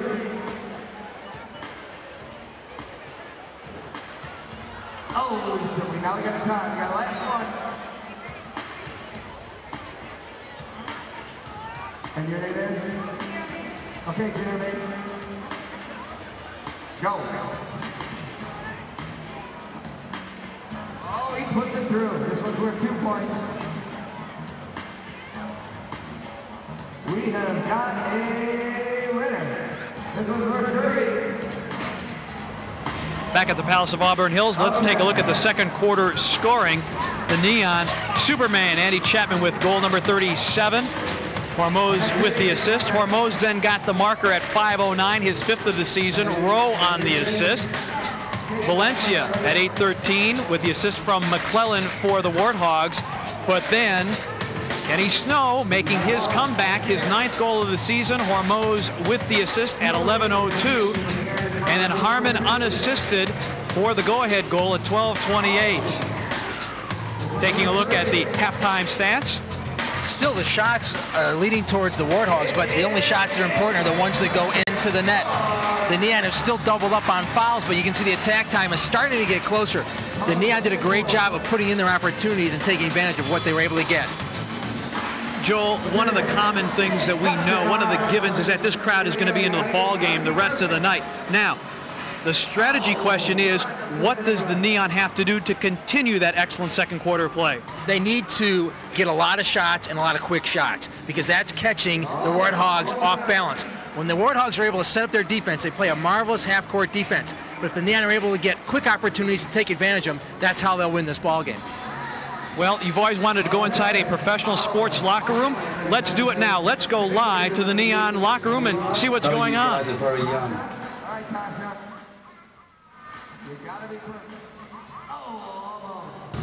And take whatever you can from this season and use it as a positive for it never to happen again. Because it's been embarrassing, it's been a disgrace, but sometimes you have to get to rock bottom to realize what it's like when you've had it good. Careful, measured tones from Neon coach Andy Chapman. And, well, we'll see if it works or not. 4-3, the Neon lead it. It's the last game of the season. The Neon playing for pride. The Warthogs playing for the playoffs. Stay tuned. The second half is straight ahead. The new Chrysler Sebring was built upon something called the Goldilocks principle. It occurred to us that while most luxury cars were too big, most sport coupes were too small. We wanted the Sebring to be, well, just right. It not only has a sporty 24-valve engine and a race-inspired suspension, but it also gives you the luxury of an actual back seat. Which means there's enough room for Goldilocks and 3 or 4 of her friends. Am I blue? Am I blue? There are all kinds of blue people, families and single people, young and old, each with their own needs. That's why Blue Cross Blue Shield of Michigan offers all kinds of plans. So no matter what you choose, you can still be blue. And that can make you feel pretty good. You feel better if you're blue. Am I blue?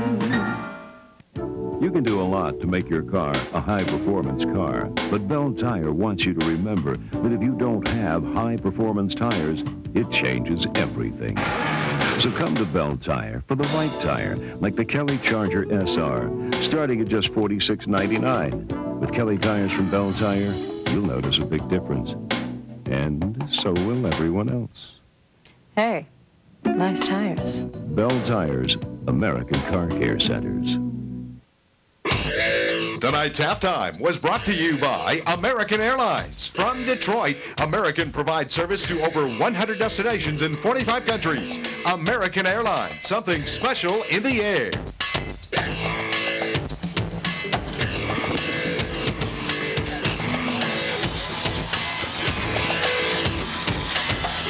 Yeah.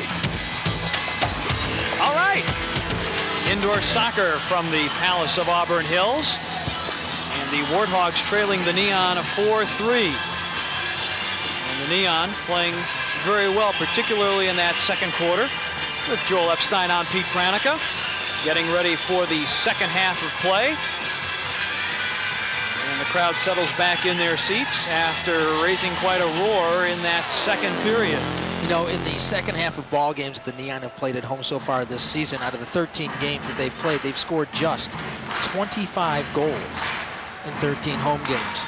The Neon are going to need to fight for everything they can get here in the second half of this ball game to come home with a victory and to spoil the playoff party of the Warthogs.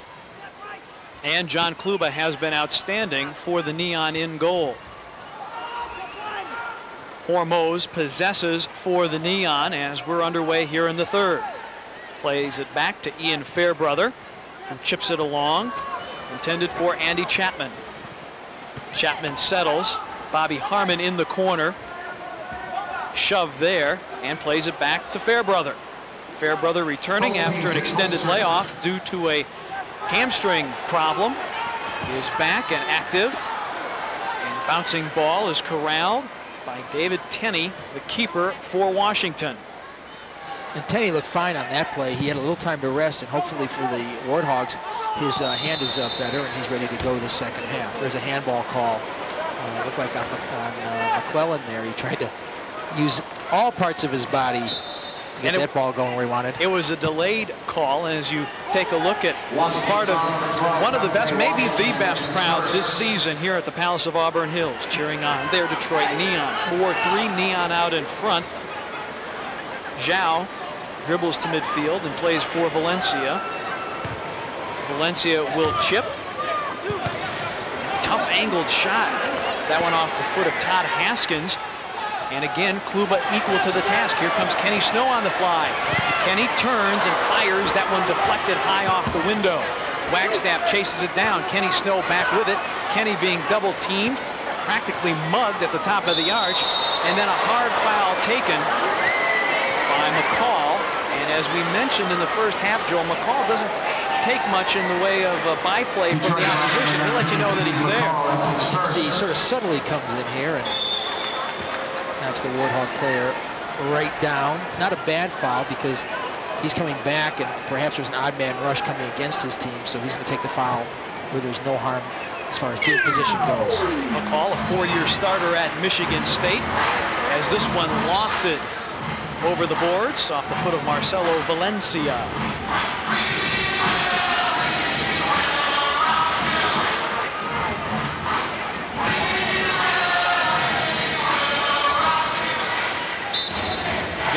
Look at John Kluba as we remind you that tonight's game is brought to you by Pontiac Osteopathic Hospital.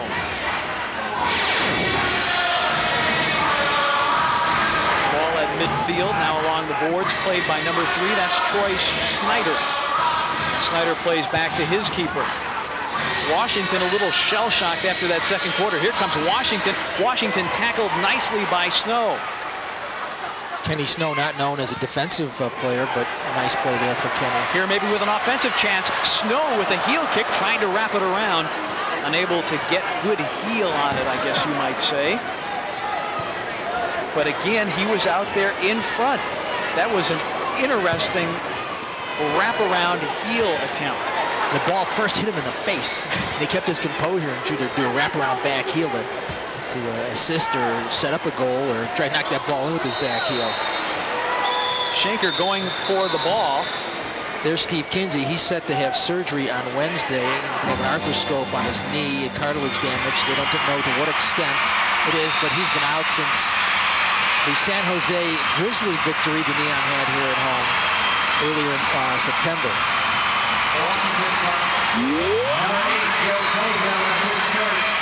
Terry Rowe's going to get hammered by Kazoil here, and it was odd to see that the Neon weren't able to go ahead and play the advantage. The Neon still had the ball, but the ref blew it dead there.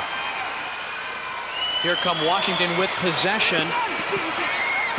Moving on it is Cabral, and Cabral ridden off the play, gets it back, left-footed kick, that one just high beyond the reach of Kluba.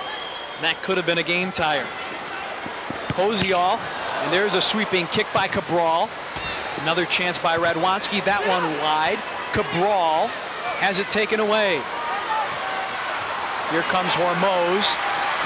Sends it for Andy Chapman along the board. Chapman turns, fires, Tenney gets it and covers up the rebound. And he's still hurt. Look at, he is still hurt. And this is going to be a tough road to hoe for the Warthogs without their goalkeeper. 11:36 to play in the third. The Neon leading the Warthogs 4-3. He was originally injured in the second quarter, diving for a rebound. We speculated maybe a hand. I'm thinking, Joel, maybe a shoulder as he was reaching, and did he maybe reach too far the first time? And here he falls on that left shoulder awkwardly and reaches with the right. You can see him landing. He landed on his left hand again. And I wonder what the Warthogs will do if they have to go without Tenney. I don't think he can go any longer the way he's looking right now, Pete. Sean Ray would be the other keeper. However, he was not brought along on this trip. See Chapman here get a good low hard shot off, and he did a nice job of cutting towards the middle of the field and getting a shot off there. That's how you're going to score goals, and that's what we talked about. Bang bang plays are going to make it happen. And you can see a doctor is now being brought out, I do believe. And boy, David Tenney has not moved. And especially the fact that if the Warthogs have to go into the playoffs, if they do make it to the playoffs, they're going to have to go without their top goalkeeper, Pete. And that would be a very difficult road to hoe, and just making the bottom end of the playoffs, if you will. They would probably have to play one of the very top seeds, and that would make it very difficult for them to advance beyond the first game. You saw Andy Chapman there, the vocal leader of this Neon team. You see John Kibble there on the right of your screen, the Neon trainer. And I believe that's Angel Sotoyo, the Washington trainer, on your left, as they're going to help Tenney to his feet. Well, if you're going to cheer for the Neon, you got to have the neon colored face paint. That's right. Last season, Washington made it to the playoffs. They went into Monterey, the smallest building in the league, and upset Monterey in the playoffs, which shocked the entire league. Monterey has had a much better season this season, and Washington is still waiting to see if they're going to make it to the playoffs, and Tenney is walking very gingerly off the court at this time. That's his left shoulder, it would appear. Join us at the Palace Thursday, October the 12th at 7:30 p.m. when the Vipers host the Fort Wayne Comets. Catch all the hard-hitting action live from the Palace by calling 810-377-0100 or by stopping by any Ticketmaster location. We should add the undefeated Detroit Vipers, sweeping their first 2 games this weekend, the first weekend of the IHL season. It looks like Troy Snyder, their captain, will go in as the goalkeeper in place of Tenney. This is going to be a difficult task now for Snyder. He's not the regular goalkeeper. I'm sure he's athletic. Oh, that's a terrible scene. David Tenney in tremendous pain, being helped off the field.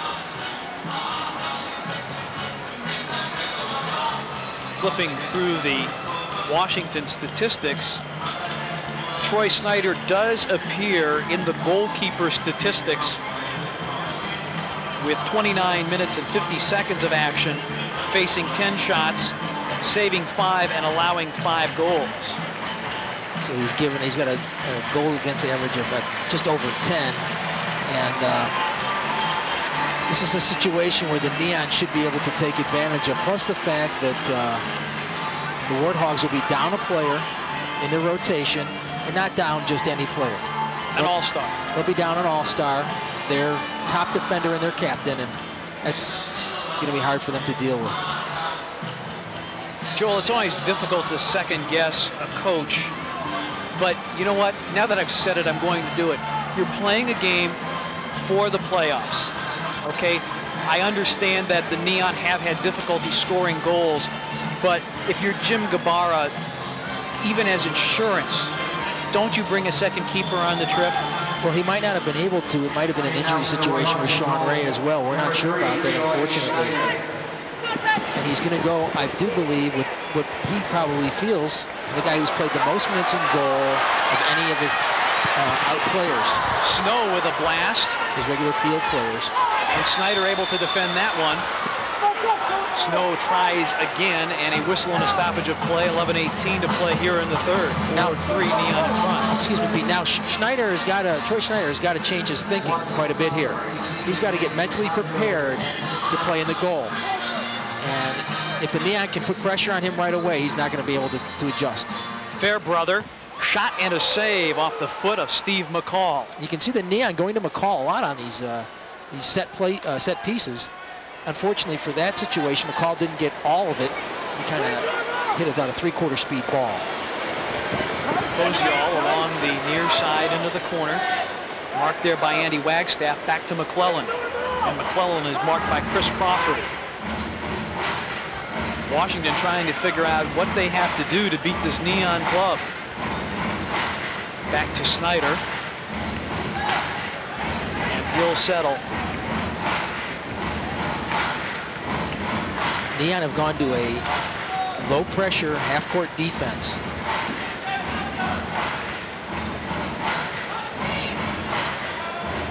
Into the near board, Malcolm Gillian. Now they play a central ball and try and swing it from side to side of the field. And this half-court defense has been successful because you can remember earlier in the game, Zhao was taking the ball up the gut because he was beating the first 2 Neon defenders who were up high. And now the Neon have packed in their defense, and he's not able to just come cruising in whenever he pleases. Crawford plays the back pass. Now Kluba will come out. He plays to center for Harmon, back to Kluba. 9:50 to play in the third. 4-3 Neon in front, and there a tough angle shot by Andy Chapman. Well, the Neon are making Troy Schneider look like a goalkeeper at this point because everything they're throwing him is like a changeup. He's having no trouble saving it. That shot blocked. Picked up by Shanker. Shanker, a good run. Good pass. Superman with the score. Andy Chapman, 5-3 Neon. All Joel Shanker. All Andy had to do was put the ball in the, and you know, if you're dealing the ball to Superman, he's going to finish it. Joel did a foundation move, slipping the ball around the far side and running around the near side and collecting it. And then, oh, here comes a soccer ball towards us. And then Chapman easily finishing the play. Here's a foundation move by Joel. And then he spots Chapman parked to the left, and Andy just steps in first time and hits the ball low and high on the carpet. And you know, even if Tenney was in there, he probably wouldn't have had that ball. You look at Shanker, and one of the things he played at IU for Jerry Yeagley, and if you go to IU, you're going to be sound fundamentally. And that's exactly what you saw there. His 38th of the season, scored by number 20. 38th goal of the season for Andy Chapman. And you can see Joel faked the shot and deal the pass, and that slowed up the Warthog defenders as well.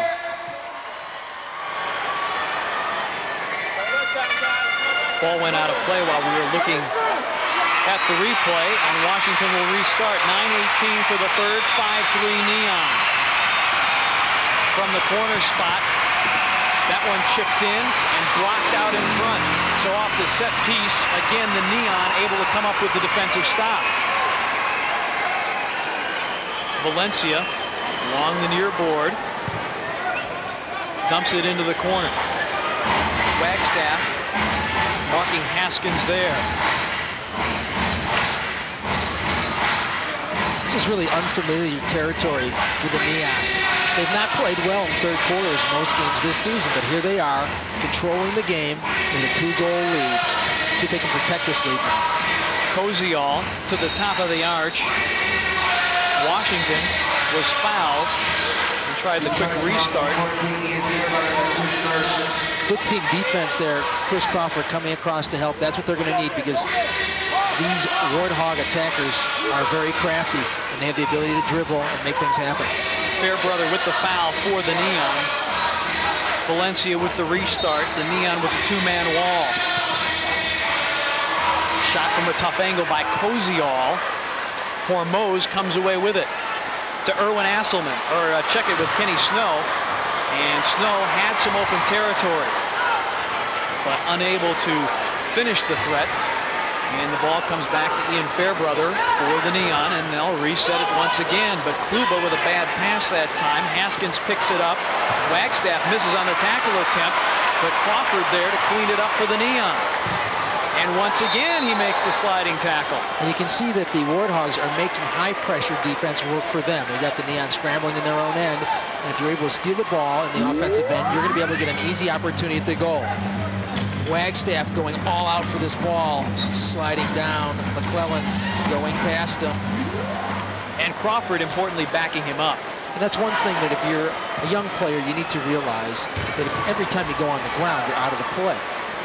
You're down on the ground, and you have the opportunity, the other team has the opportunity to take advantage of that. So you want to try and stay on your feet. I know I've talked to Andy about this a lot, but you know, that's a desperation play he's trying to make, and he's trying to help out his teammates. So you give him the benefit of the doubt. Fairbrother, Chapman at the top of the arch. Harmon trying to run with it, but turned by Gillian. Gillian turns, plays for Radwanski as they spread the field and go to the far side. Zhao, or check it. It's Eric McClellan with a blast to the back of the net, and the Warthogs are within one at 5-4. Tremendous blast off the foot of McClellan, beat Steve McCall, and you can see Steve was rather upset about that. They spread the ball to the right, and he just fakes there and then beats McCall in the back of the net. Warthogs not giving up.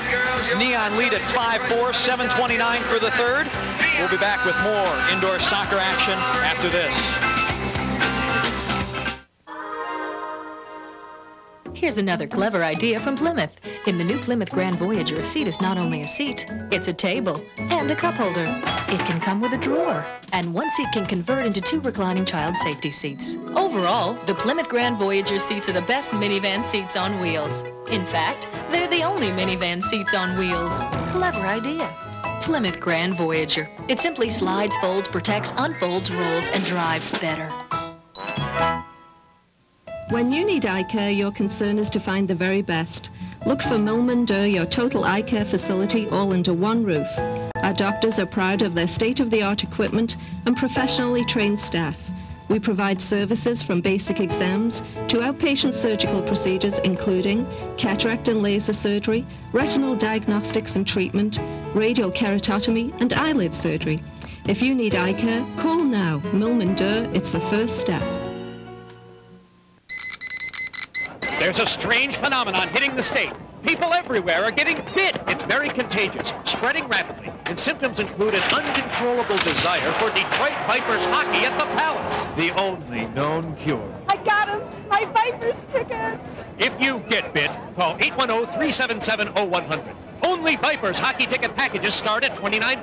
Vipers hockey is our only hope. Hey, come back here with those. Get bit. Take a look. Washington comes back to within 5-4. That's Eric McClellan.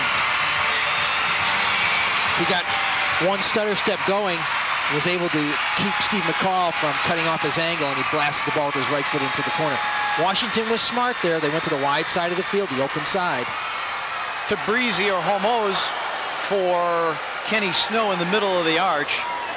And he got taken down and wanted a call, but got none. Boy, Hormos is playing like a man possessed this game. He is playing so efficiently in the offensive end. He's already got a goal and 2 assists, and he's creating opportunities for his teammates.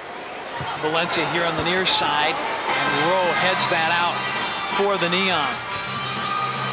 That'll force the Warthogs to go back and chase. They're down 1. They're also out their goalie. David Tenney is out with what looked like an arm or a shoulder injury. Troy Snyder, their top defenseman, is wearing the green jersey as their keeper. And really, since that time, the Neon haven't tested him. And in fact, Washington, Joel, has controlled the play. That's true. And I've gone back to this half-court sort of defense, low-pressure defense, and it's really worked out for the Warthogs so far. The official title sponsors of the Detroit Neon soccer team are Chrysler, Plymouth, and Dodge, divisions of the Chrysler Corporation. You think that the Neon, knowing that they have a goalkeeper who's not used to playing in that situation, would smell blood, so to speak, and really attack the goal and put a lot of pressure on the defense of the Warthogs, but that's not so. Play comes to Zhao in the middle of the field. Zhao on a run. Plays to the far side. Cabral leaves it for Koziol. His hard shot is high and wide. Fairbrother tries to dig it out, and he's bumped against the board by Dante Washington, and a blue card raised. And Washington went flying into the boards. It looked like a 50-50 ball. Either man, whoever gets to it first, is going to get this ball. Washington took position and then jumped up in the air, and Ian was able to send him flying as well. But it looked like Washington jumped first, and then Ian pushed him. See Kenny, here's Hormos sending the ball to Kenny Snow, and Kenny is going to get clipped right there just as he's about to take a shot off and fall flat on his back side. That would be a leg whip. But Fairbrother goes to the box, and a marvelous acting job by Dante Washington on that play. Well, he knows that Fairbrother's going to go in really hard because that's the type of player he is. And you're right, it was a great acting job. And the Neon are in a bad situation here because there's the goal. I believe that's Dante Washington. Number 12 gets the goal, and we're tied at 5. And I was just going to say, Washington, I believe, was 2 for 2 prior to that power play. This makes them 3 for 3. And the Neon keep giving them these opportunities with these penalties, and they work the ball across. Koziel down low, nobody there to cut it off. And there's all kinds of Warthogs racing to knock that ball in the net, and it does look like Washington was scoring it. So that was a play really made by Dante Washington. He created the penalty situation. And that's the second penalty of the game against Ian Fairbrother. So we're all even. Just under 5.5 to play in the third. We're tied at 5 from the Palace of Auburn Hills. It seems like the Neon have sat back, like the game in hand, because Tenney is not in the goal for the Warthogs. But you've got to put the ball in the net and keep putting it in the net to keep in front of the Warthogs, because they're going to put the ball in the net on you if you're not going to attack. Well, and this crowd that was absolutely rocking the building in the second quarter has been very quiet. Well, we talked about the Neon being in unfamiliar territory and not being able to hold the lead. And we'll see if they can maybe shift the momentum back. This game has been a real dichotomy of momentums. It's continued to change and continue to alter. And now it's Washington controlling the flow of play. Cabral has it taken away. Fairbrother on the steal. Plays it along the boards. Was held, wanted a call, got none, and thought the better of saying something to the official. But you don't see anybody coming to help Ian Fairbrother either. He's there by himself. Centering pass intended for Gillian. Couldn't get a good foot on it and sent it wide, and it's over the boards and out of bounds. We'll take a look at the Neon bench. Trying to figure out how to get this thing righted. Coach Dave Baker looking on. Talking about that Texas soccer tradition. He's part of that. Played his high school soccer in the state of Texas. Ball out of bounds to the Warthogs.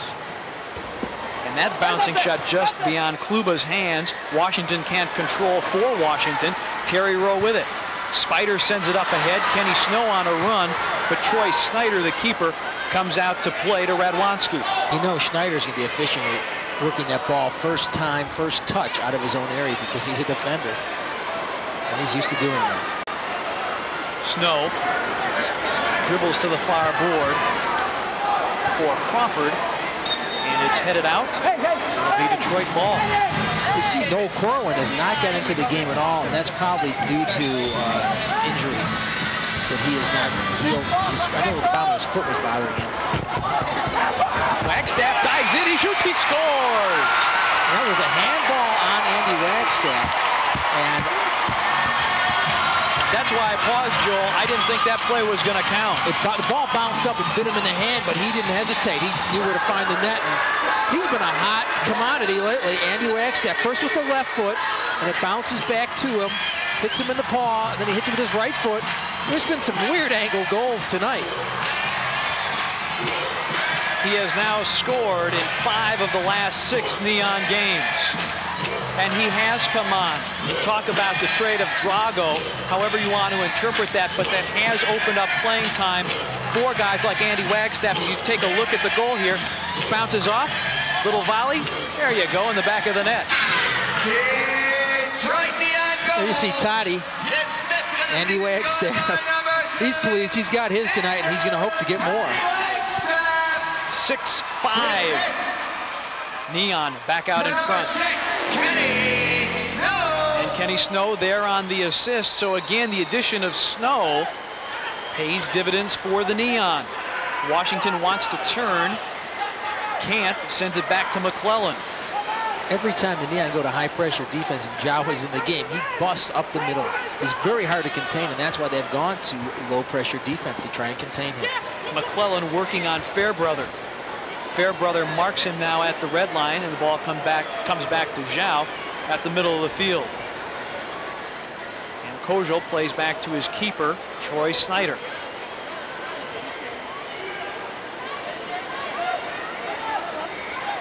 Snyder plays it up ahead in deep.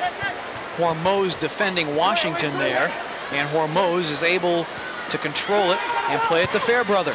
Fairbrother with a long ball down the far side for Andy Chapman, and Chapman taken down by Philip Zhao, and the foul call. Andy will set it down and restart it. Official not quite ready. And now back in play. Hormoz in his own end plays for Kluba. Kluba to the corner. Heel kick for Chapman. Tried to head it, and it's cleared by Zhao. Hormoz tracks it down, traps it with the head, wants to play, but Washington marks him there. And Kuba will dribble it out, and his left-footed kick comes to Chapman. Chapman drops it for Shanker. Harmon now roll along the near board. Harmon's entry pass deflected, and Terry Rowe tried to advance the Neon cause, but a foul call. You can hear the fans in the background. Johnny Neon man must be active somewhere. You can see Suzanne, one of the Neon girls, doing her part, get the crowd whooped up. Big drive by Chapman. That one shot off the post. Joel Shanker knocking that ball off the far post. 1:54 to play in the third. The Neon have grabbed the lead back 6-5. It's a great game. It's exciting. Yes, it is. We'll be right back. Here's another clever idea from Plymouth. To make the new Plymouth Grand Voyager even more versatile, they simply went back to the drawing board. And voila, a driver's side sliding door was born. Now it's twice as easy to get into, twice as easy to get out of, twice as easy to load,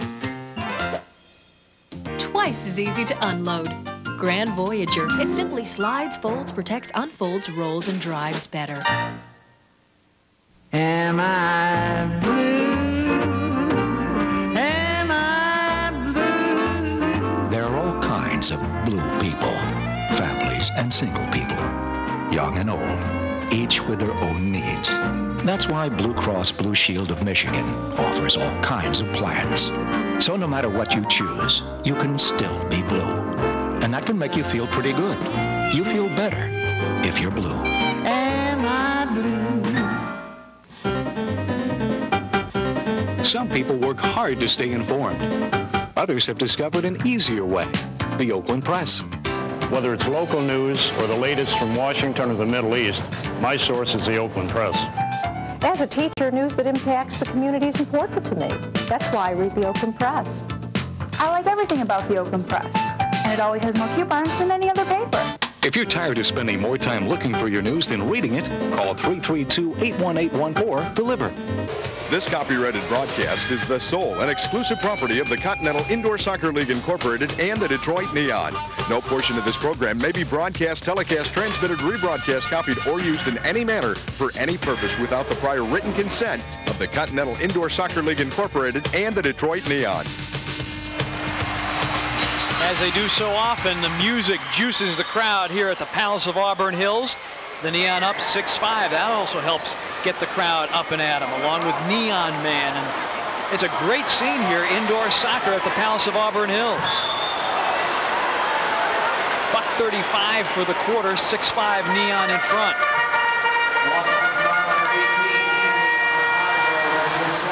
Mataho picks up the foul for the Warthogs. And once again, a reminder, the Warthogs playing without their keeper. They have a converted defenseman as their keeper, and a foul called there as Gillian goes down. Steve McCall picks up the foul. Again, Joel, a 50-50 ball that could have gone either way. Steve jumped in, no holes barred, both feet in, and just knocked Gillian for a loop right onto the turf. Wagstaff gets taken down, tries to get it ahead for Kenny Snow, but Radwanski runs him off. Wagstaff with a steal at the red line. Wagstaff maneuvering, and a shot stopped by Radwanski. Andy's eyes lit up about as wide as all Michigan on that one. McCall gets it back to Wagstaff. And Wagstaff is ridden off the play by Gillian, and Gillian, dreadlocks flying, controls for Washington. Sends it into the Detroit zone, and Fairbrother will play back to Kluba. And a head ball attempt, a double head ball, and Kenny Snow's asking for a foul, and I think he was certainly justified there. Again, a 50-50 ball, but the Washington player, I think it was Zhao, climbed his back. 38 seconds to play here in the third. Here's McClellan. McClellan loses it to Terry Rowe. Here comes Snow in the corner. Snow waiting for a little help, looking for a centering opportunity. Stops, settles, Rowe in the corner. Marked by Zhao and by Cabral, and Cabral takes it away, but held in by Hormoz with the head ball. Hormoz will chase this one down, but Washington gets to it first. Hormoz, though, plays back to the keeper, Kluba, for the Neon. And we have come to the third period of play's conclusion. We've played 3 here at the Palace of Auburn Hills. The Neon lead it 6-5. Back with what should be an outstanding fourth quarter after this.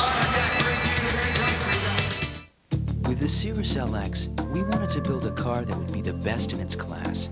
We looked at all the competition, including the Honda Accord and the Toyota Camry. Then we set hundreds of goals and benchmarks. But our objective wasn't to duplicate these cars, it was to surpass them. And judging from all the awards, it looks like we've succeeded. But the best thing about the CISL X is how much you get for how little you have to give.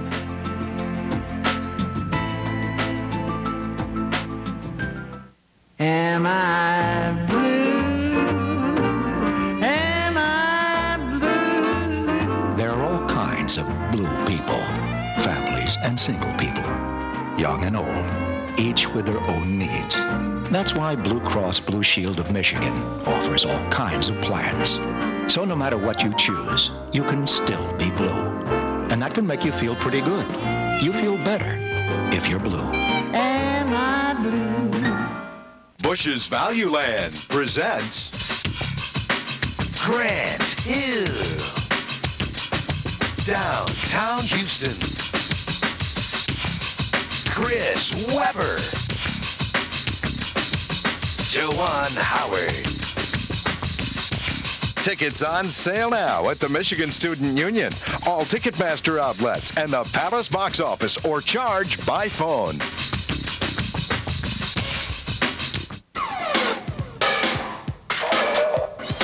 For all the different cars in the world, there's really only one tire store, Bell Tire, because we carry a full line of Kelly tires, like the Navigator 800S starting at $39.99.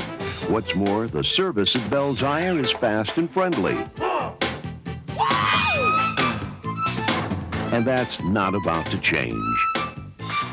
Bell Tires, American Car Care Centers. And the Neon continue to lead 6-5. Superman from Shanker at 5:35, his 38th tally of the season. McClellan for the Warthogs unassisted at 7:31. Washington then tied it up on a power play goal. And then Andy Wagstaff, Toddy unassisted at 11:06 with a go-ahead goal to make it 6-5.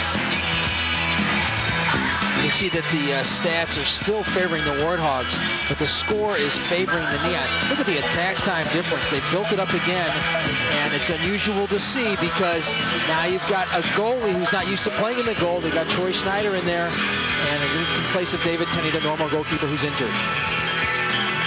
Piston fans, don't miss the season home opener on Friday, November the 3rd at 7:30 when the Pistons, led by new head coach Doug Collins and NBA Rookie of the Year Grant Hill, take on the New York Knicks. Great seats are still available here at the Palace. Get yours by calling 810-377-0100 or by stopping by any Ticketmaster location.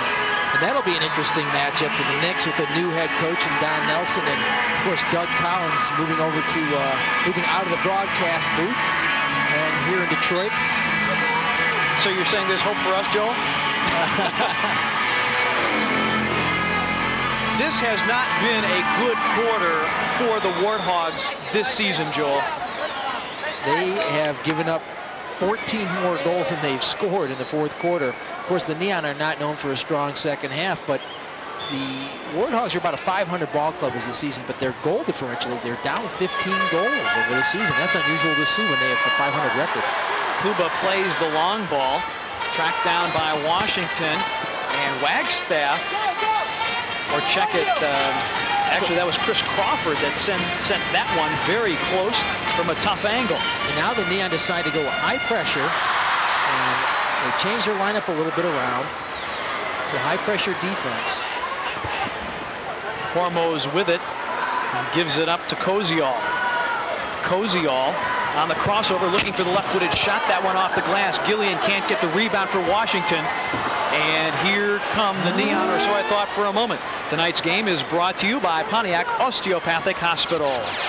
Chris Crawford went limping off. He looked like he stubbed his toe, or maybe that hurt his ankle. He was near the boards on that last opportunity. Long ball played forward to Harmon at midfield.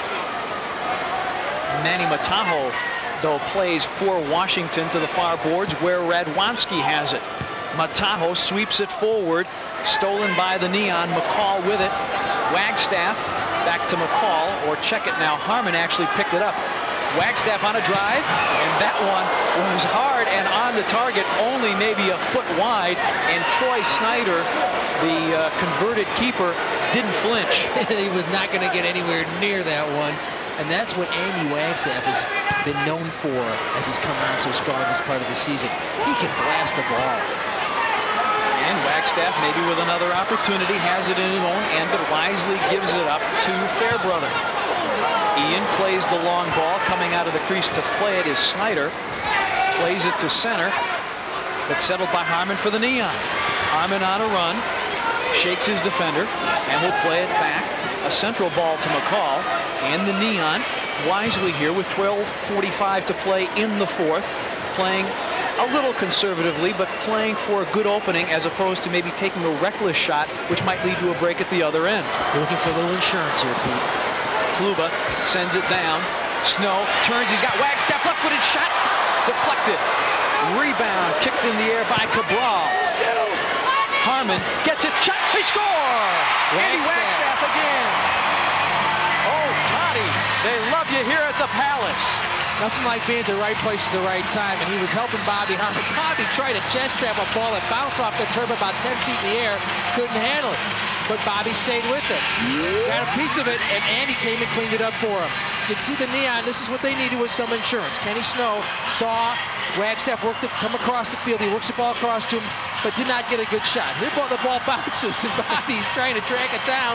He does get his chest on it, and Wagstaff pivots and blasts it past Troy Snyder and all the Washington Warthogs.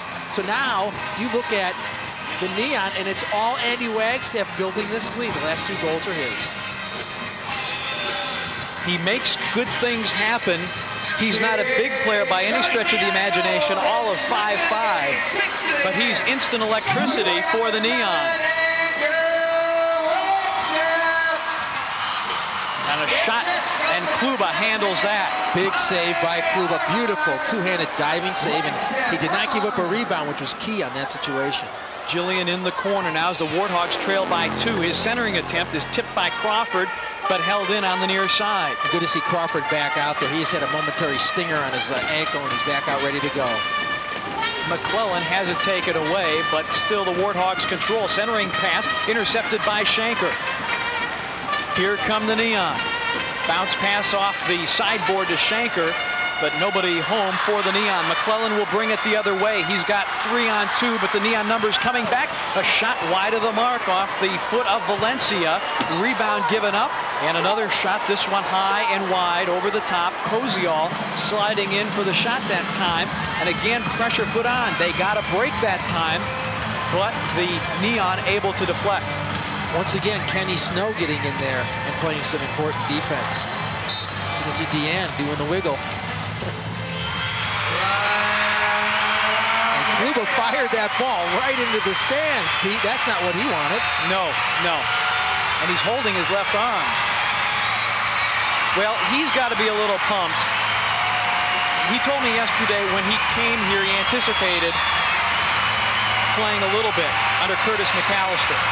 But Curtis hurt a knee, underwent surgery, and that really forced John into trial by fire. As you look at Jim Gabara, a very concerned Washington coach right now. His team trails by 2 with 11:05 to play in the game. Radwanski, number 4, plays it along the near boards for Washington. Washington off the boards, and a goal for the Warthogs. Haskins slips that ball underneath Kluba on a bang-bang play. That ball came off the boards. Haskins was right there to touch it past Kluba and the defender. So now, once again, the game tightens up. Washington, ever so dangerous, knocking the ball right out in front. And you can see Fairbrother did not square up and cut that angle at all. And Haskins was able to sneak in there and bang the ball home. And Kluba comes out to try and snag it, and he really did not have a realistic opportunity to make that play, I don't think. So as soon as we say some nice things about John Kluba, Haskins knocks it to the back of the net for his 12th marker of the season. 7-6, Neon by 1. And the Warthogs are not going away politely or nicely. They need this game to get into the playoffs. That ball that we saw down there played off the end board as, in effect, a centering pass gave the Neon an awful lot of difficulty last night in Pittsburgh. Cabral with it on a break. Cabral gets a weak shot away, and Kluba juggles it and finally gets it away. McCall plays it forward for the Neon, but Mataho picks it up. Mataho on the attack. Dumps it in the corner, centering pass, and that one headed out by Fairbrother and into the stands. Ian knew that Cabral was on the outside of him, decided, I better get rid of this ball, and heads it into the stands. Good safe play there by Ian Fairbrother. Dave Baker trying to figure out the strategy for the Neon here. You can see Curtis McAllister right there with the haircut. He threatened that he was going to do that, and I think he took Chris Crawford's shears and had at it. The kick deflected, and McCall digs it out in the corner, but kept in by the Warthogs. Big drive with the right foot. Washington might have had a chance to get a piece of that, but nothing happens there. However, the Warthogs do maintain possession. It's Mataho 18. Radwanski plays it centrally. Cabral dancing, shooting in the middle, maybe a centering pass. However, Kluba comes up big and makes the save and smothers that offensive threat from the Warthogs. Inside now, 10 minutes to play in the game, 7-6 Neon by 1. Crawford has it for the Neon, plays it back to Hormoz. Hormoz harassed by Washington, and now Kluba's got to come forward and play it, and he does. Crawford chases it down in the corner and sweeps it around where he forces Snyder to come away from the goal and make a play on it. On the throw the other way, Radwanski. Radwanski on a run for the Warthogs. Tries to get by Crawford. Plays the ball to center. The Neon have got to guard this lead. They've got to get back defensively. Shot swept in by McClellan. Deflected. Ball comes around the board to Kluba. And Kluba picks up, directs traffic. And he's got Chapman here on the near side. Chapman trying to turn, is run into the board, and a foul called on Philip Zhao. Chapman played the ball. He turned around and played the ball. Zhao was still standing there, and the ref let it play on. He should have made Zhao back up in that situation. Ball bounds over the far boards. The fan getting more television time than he's got the dance going. Everybody's a dancer when they get on TV, except us, of course. 9:06 to play in regulation. Neon lead at 7-6. McClellan slicing and dicing inside the red line, centering pass for Washington. Washington wants to turn now. Washington working on Hormoz, and a nice defensive job as Harmon pushes him away, but now Washington, and a great recovery by Hormoz to knock it away. I'll tell you, Hormoz is playing a whale of a ball game this evening. He's doing it on both ends of the field. Koziol left-footed shot, and again Hormoz with the block. Harmon in the far corner, being double-teamed, tries to dig it out. Fairbrother joins him there, and now Harmon gets locked up, and better to step back and not incur a foul or a penalty here or a misconduct. The game is on the line. Koziol runs away. And I don't know if anything is going to be called as the PA system here plays I Will Always Love You. And McClellan took the ball and just threw it into the crowd. I've never seen that before. You can see that Ian Fairbrother is going to come in here and smack Koziol. Oh. Actually, he got more Bobby Harmon, and Bobby's wondering, well, why is this guy holding me like this? Neither team can afford a penalty at this juncture. No, and the Neon have given up 3 power play goals in the 3 times that there has been a power play opportunity. And this is a golden opportunity for Washington here to even up this game. Number 19, McClellan, will start it, and it goes all the way through to Koziol. Shot attempt actually becomes a centering attempt, and Washington can't get a foot on it. McClellan has it on the near side. McClellan still with it. His centering attempt is blocked again. Andy Chapman gets his foot on it and clears it to the other end. Not a bad idea by Chapman there, just to relieve some pressure, get some new faces out on the court. There's a nice diagonal pass to the center of the field. Rough play, but they play on. Radwanski plays it left. Cabral, and Rowe is there to intercept the pass, and that one bounces dangerously in front of the Detroit goal. Crawford plays it, loses it. Rowe up ahead, but it's turned around by the Warthogs. They trail by 1, 7:40 to play here in the fourth. Zhao Cabral takes a shot in the back. McClellan centering pass. Nice play by Rowe to get it out of there. And number 21 is normally Christine Lilly, and they've changed jerseys, and I'm not sure exactly who that is. We'd have to check on that. And a foul called on Detroit. That was clean, ref. Didn't touch it. There's a foul on Steve McCall for the Neon. 7:17 to play here in regulation time. McClellan near side, and that shot comes in on goal, and Kluba is able to turn it away. Long ball play to the Detroit zone, and Cabral will chase it down. You really get the sense that the Warthogs have a sense of urgency about them. Matajo with a big blast and stopped by Hormoz. They know they need to get the ball in to tie this game and get another one to win it. Hormoz on the move. Kenny Snow in the corner. Kenny Snow still with it. Fairbrother in the corner. Harmon with a shot. Harmon rebound, he shoots, he scores! Bobby Harmon, unbelievable. Twice tonight where he's taken that ball and gotten it back and put it in again. He's stuck with it and stuck with it. Now the Neon have 3 gentlemen who scored twice. Chapman, Wagstaff, and Bobby Harmon. The key is persistence on this play, Joel. Harmon simply refuses to give up on this opportunity. You can see Snyder is not ready for that shot, and then he puts it near side with his left foot. First right foot, then left foot to score the Neon's 8th goal of this evening. Harmon notches the 8th goal of the night, 8-6. Detroit leads it. We'll be back after this.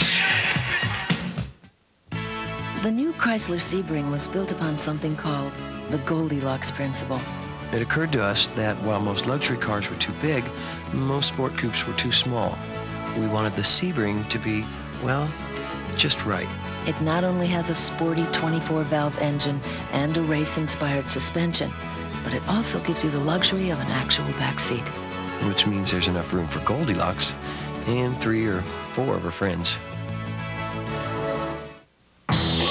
A simple scan reveals some potatoes are wild, some are not. And only the wildest potatoes make wild chips. New Tato Wilds Potato Crisps in crisscross potato skins. No dud spuds here. Just wild potatoes for wild chips. Tato Wilds from the Keebler Elves. We can do wild. So now you can rip into something wild. The United States Hockey Hall of Fame presents the first annual Face-Off Classic, Thursday, October 26th at the Palace of Auburn Hills. It'll be a showdown in Motown as the University of Michigan looks to avenge their triple OT loss to the University of Maine in what was college hockey's longest playoff game ever.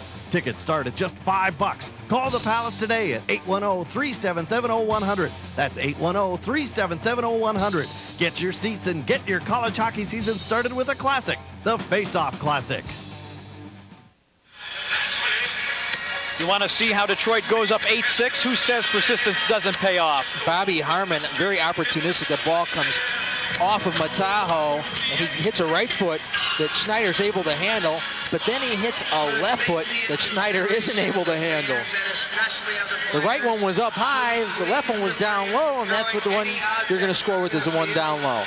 Bobby Harmon, 6 seasons as a pro, and the experience showing on that play.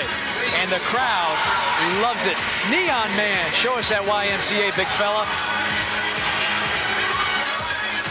They're rocking and rolling at the Palace as the Neon move out in front, 8-6. Once again, to recap, the Washington Warthogs need a win to get into the CISL playoffs. They have lost the only keeper they brought on the trip, David Tenney, with a shoulder injury. He's been out since the 3rd quarter, and Troy Snyder, their all-star defender, has been playing in goal.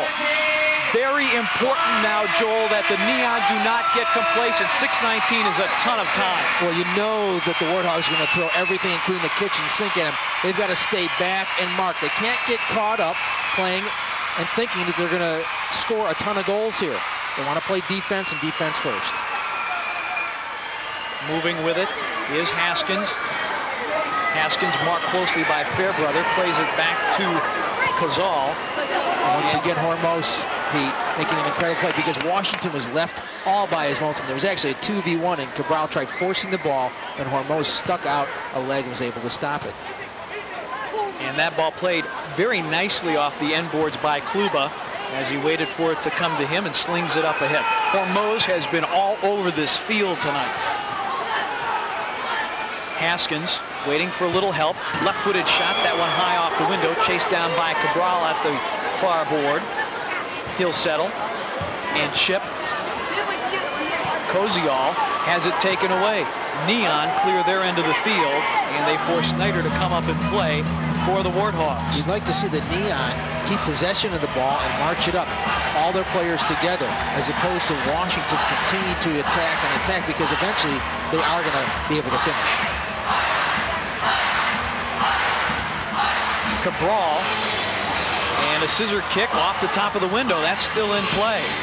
Banged around the boards. They were trying to get a centering opportunity for Washington, and Wagstaff gets taken down by Eddie Rowanski, and Rowanski will pick up the foul. The Neon have got to keep a close eye on Dante Washington. He's a very, very tremendous goal-scoring threat. They need to be aware of where he is on the court at all times, and I would imagine he's going to play most of the rest of this ball game. Dave Baker looking for another win. It would just be, I believe, the 5th of the season for the Neon.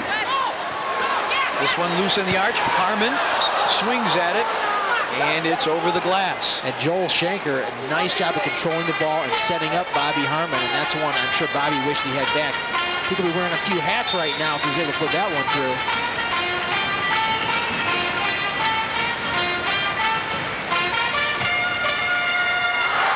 Charge cheer goes up from the crowd. Here's Washington. Oh, and he got shoved from behind, and they're going to call it. He was able to spin Fairbrother around, and he had Kluba all by himself. And you know, some of the quality of Dante Washington is going to be able to finish that unless Kluba makes miraculous plays. Not a bad foul there by Fairbrother, but he's got to be careful not to get spun. Now he's got to stay on the inside of him. He's on the outside of him. It was just beyond the arch. There was brief argumentation from the Warthogs that it had occurred, the foul had occurred in the arch. McClellan will start it. The centering pass is deflected, and a blue card on Kenny Snow. And Neon, I believe it's on Kenny Snow. It's like a handball call on the goalkeeper, because he's the goalie and he's out of the arc. Well, Gabarra has been known to be out on the field more than once in this building, and he makes a regular habit of it at home as well at the US Air Arena in Landover.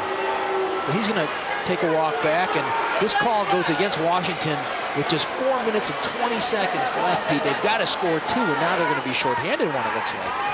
Oh, no, Kenny Snow is going to go in the box. I take it back for the Neon. And Rivera is complaining because he wants a shootout.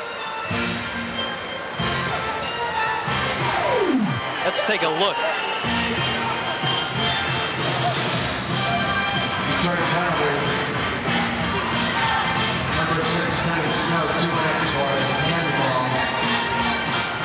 Well, they're calling a handball in the arch.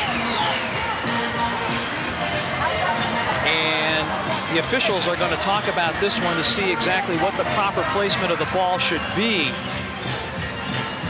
But the handball in the arch, and honestly, I'm not sure that I can't say in all good conscience I saw it hit Kenny Snow in the hand or even in the arm. And it's one of those things that sometimes the official will have the discretion to say, hey, it's incidental to the play, and it was certainly accidental. It's not that he stuck his hand up with the intention of knocking the ball down. But it is a handball in the penalty arch, and that's why Washington wants the shootout. And now you can see Chapman and Garbera the bar, excuse me, coach to coach here, talking to each other. Chapman is sitting on half the boards, and Jim is walking the court still, and the ball's about to be played, and he still wants to know why there's not a shootout. And he's in the mood to protest this game, I get a feeling, Pete, if he doesn't get his way. The Neon have been unsuccessful 3 out of 3 times here. And there, a shot put on goal by Snyder, and it's loose, still loose, and finally tucked away by Marcelo Valencia. Simply too much pressure that time, and the Neon unable to clear, and so the Warthogs battle back. 8-7, 4:12 to play. And it took just 8 seconds for the Warthogs to score their 7th goal of this ball game, and they're 4 for 4 on penalties. Every time the Neon get burned with a penalty, it shows up on the scoreboard. Take a look at the replay going top shelf. This one set up a good head ball, and Kluba playing the head ball is out of position, and it whistles right by him. Take another look at it off the set piece. And they do it nicely, Joel, because they spread the ball, they move it from side to side and get the good movement. That's and right. The goal. That's exactly right. That's exactly what they did. Valencia with his second, and both of his goals came off the penalty situations, both from the right side. 8-7, Neon by 1. It has been, as advertised, exceptionally exciting. Now the question becomes, can the Neon hang on to this 1-goal lead with just under 4 minutes left to go in their season? Zhao plays it near side to Koziol. Back to Snyder, acting as the keeper following the injury to David Tenney. Snow misses on the tackle attempt and goes to the sideline. Koziol with it. Koziol inside the red line. Big blast. They were trying to get a deflection, and a shot comes off the foot of Cabral. And Kluba equal to the task. Up the other way, here's Chapman. Chapman, nice centering pass. They shot, and that one is saved. A nice setup for Chris Crawford. Had he gone top shelf, he might have gotten the goal to put the game away. Chris was thinking far post there, Pete, and he hit it first time. It's difficult to do. The ball was bouncy, but he did get a good shot off. Good save there by Troy Snyder. Washington with it. On the far side, run off by Spider Rowe, and Spider comes up limping. Here comes Crawford, though, on a run. Crawford, nice move off the board. Crawford left to Chapman. Chapman with the left foot will look for a centering opportunity. Chapman shoots, oh, and it hit the post. Oh, baby, was that close. Hit the inside of the post. It's amazing that ball did not end up in the Warthog goal there. Foot race, McClellan shoots it off the board, gets it back. Challenged there by Crawford. Still with it, Dante Washington.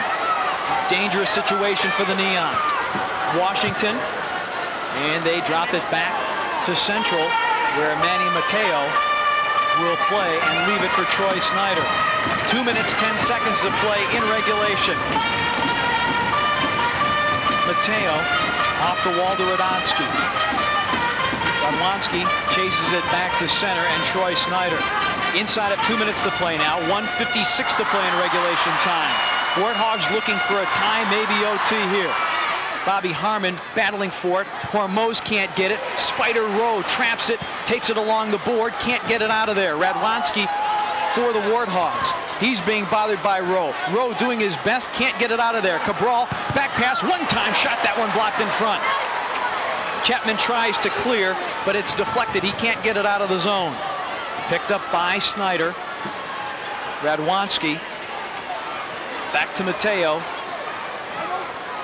And now Troy Snyder.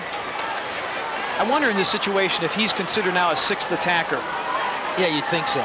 He's in the attacking end, and they would probably use a 6th attacker here with just 1:10 left in the ball game when they're down 1-0. And if they don't score here to tie the game, their season could very well be over. Valencia. Haskins, Radwanski with 1 minute to play in regulation time. Radwanski against the board, Washington, and Kluba covers up for the Neon. And a whistle and a stoppage, and this is going to be dangerous, Pete.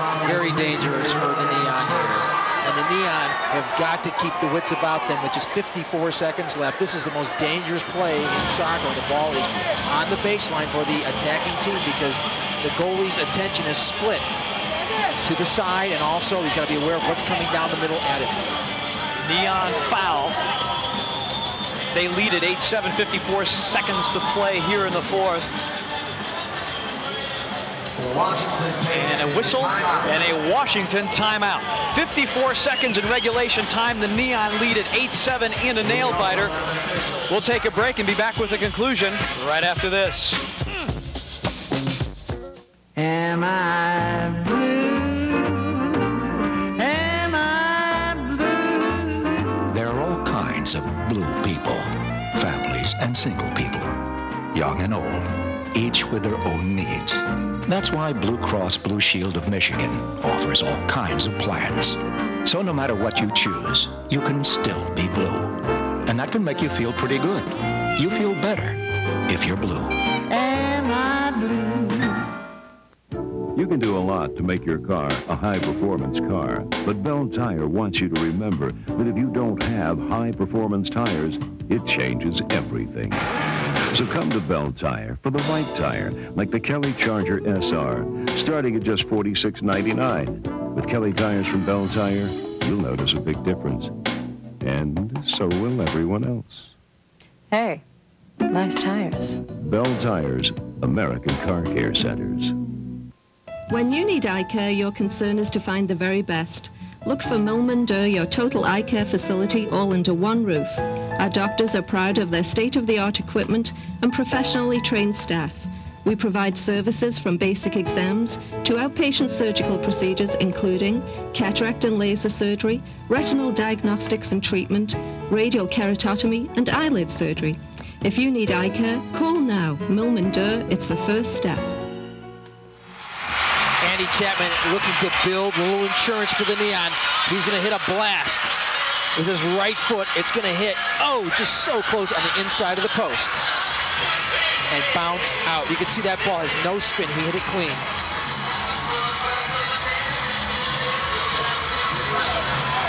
This is dangerous, Pete. Dante Washington is here on the near side of the arch. My guess, perhaps off this set piece, perhaps a centering play for him. No, a quick shot. I believe that might have been... It was Cabral. It was Cabral. I would have thought so. He would have been a second option. He and Washington are the top two scorers for the Warthogs. Down to 42 seconds to play. Valencia, who has a couple of goals tonight, is ridden off the play. And Joel Shanker gets called for his first foul. 46 shots for the Warthogs, 29 for the Neon, 39 seconds to play. Valencia holds near side, drops it back for Snyder. Cabral in the center for Washington. McClellan, 19, plays it along the board. It's Cabral. Fairbrother tries to take it away. Fairbrother does take it away. Fairbrother in a foot race. Right-footed shot. He scores! Ian Fairbrother, his first game back from injury, puts a capper on this victory for the Neon. 9-7, 14 seconds to play. And that's got to make this Neon franchise breathe a sigh of relief. A lot of pressure on them to finish the season on an up note. They're able to do it here. There's no way for the Warthogs to come back and battle. You can see Ian is a man possessed on the boards. He's battling the Brazilian Cabral. Chapman comes in and pinches him, and then it's just between Fairbrother and Snyder, and it looked like went through Snyder's legs almost on the play. I thought Snyder may have had an angle. Let's take a look. This will probably tell us for sure. You're right, Pete. It looked like he got over to cut his angle because Ian is kind of taking his time.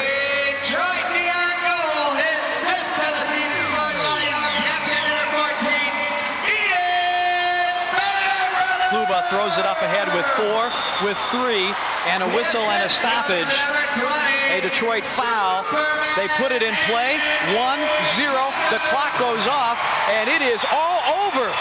The Neon have defeated the Warthogs 9-7 in the season and home finale here at the Palace of Auburn Hills, and they have denied Washington the opportunity to join the CISL playoffs. How sweet it is for the Neon tonight, and for Ian Fairbrother, who gets the empty netter. Sets a new Detroit Neon record. The Neon, thank you for all of your support. A new attendance record here at the Palace of Auburn Hills, 14,566. Unfortunately, it doesn't break the record that was set last night in Dallas, but a new franchise record. And indoor soccer is alive and well and booming in the Motor City. And a big win tonight, and these people love it. 9-7 your final, the Neon over the Washington Warthogs. We'll have our final comments on what was a marvelously exciting soccer game after we take this time out.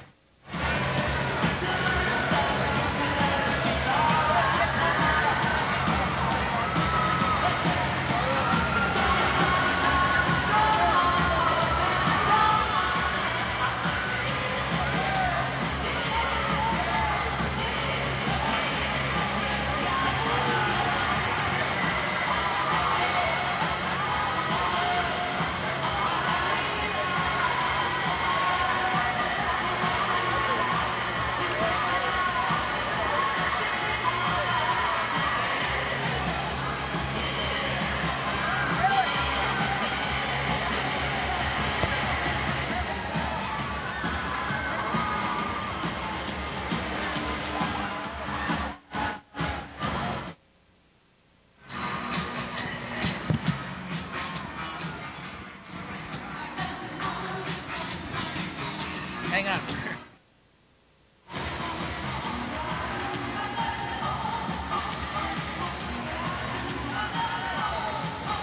Right now, it's time to announce the Chrysler Plymouth Offensive Player of the Game and the Dodge Defensive Player of the Game. On offense, the award goes to Andrew Wagstaff. And number 20, Superman Detroit Neon Indoor Soccer was brought to you by Dodge. The more things change, the more things look like the new Dodge. The Oakland Press. No one knows Oakland County better than the Oakland Press. To subscribe, call 1-800-DELIVER. Milman Durr Center for Eye Care, a total eye care facility. American Airlines. American Airlines is proud to be the official airline of the Detroit Neon. Blue Cross Blue Shield of Michigan. You feel better if you're blue. Speedway, the convenience store of Speedway. Bell Tire's American Car Care Centers. The best in the business is now the biggest too. And by Farmer Jack. It's always savings time at Farmer Jack.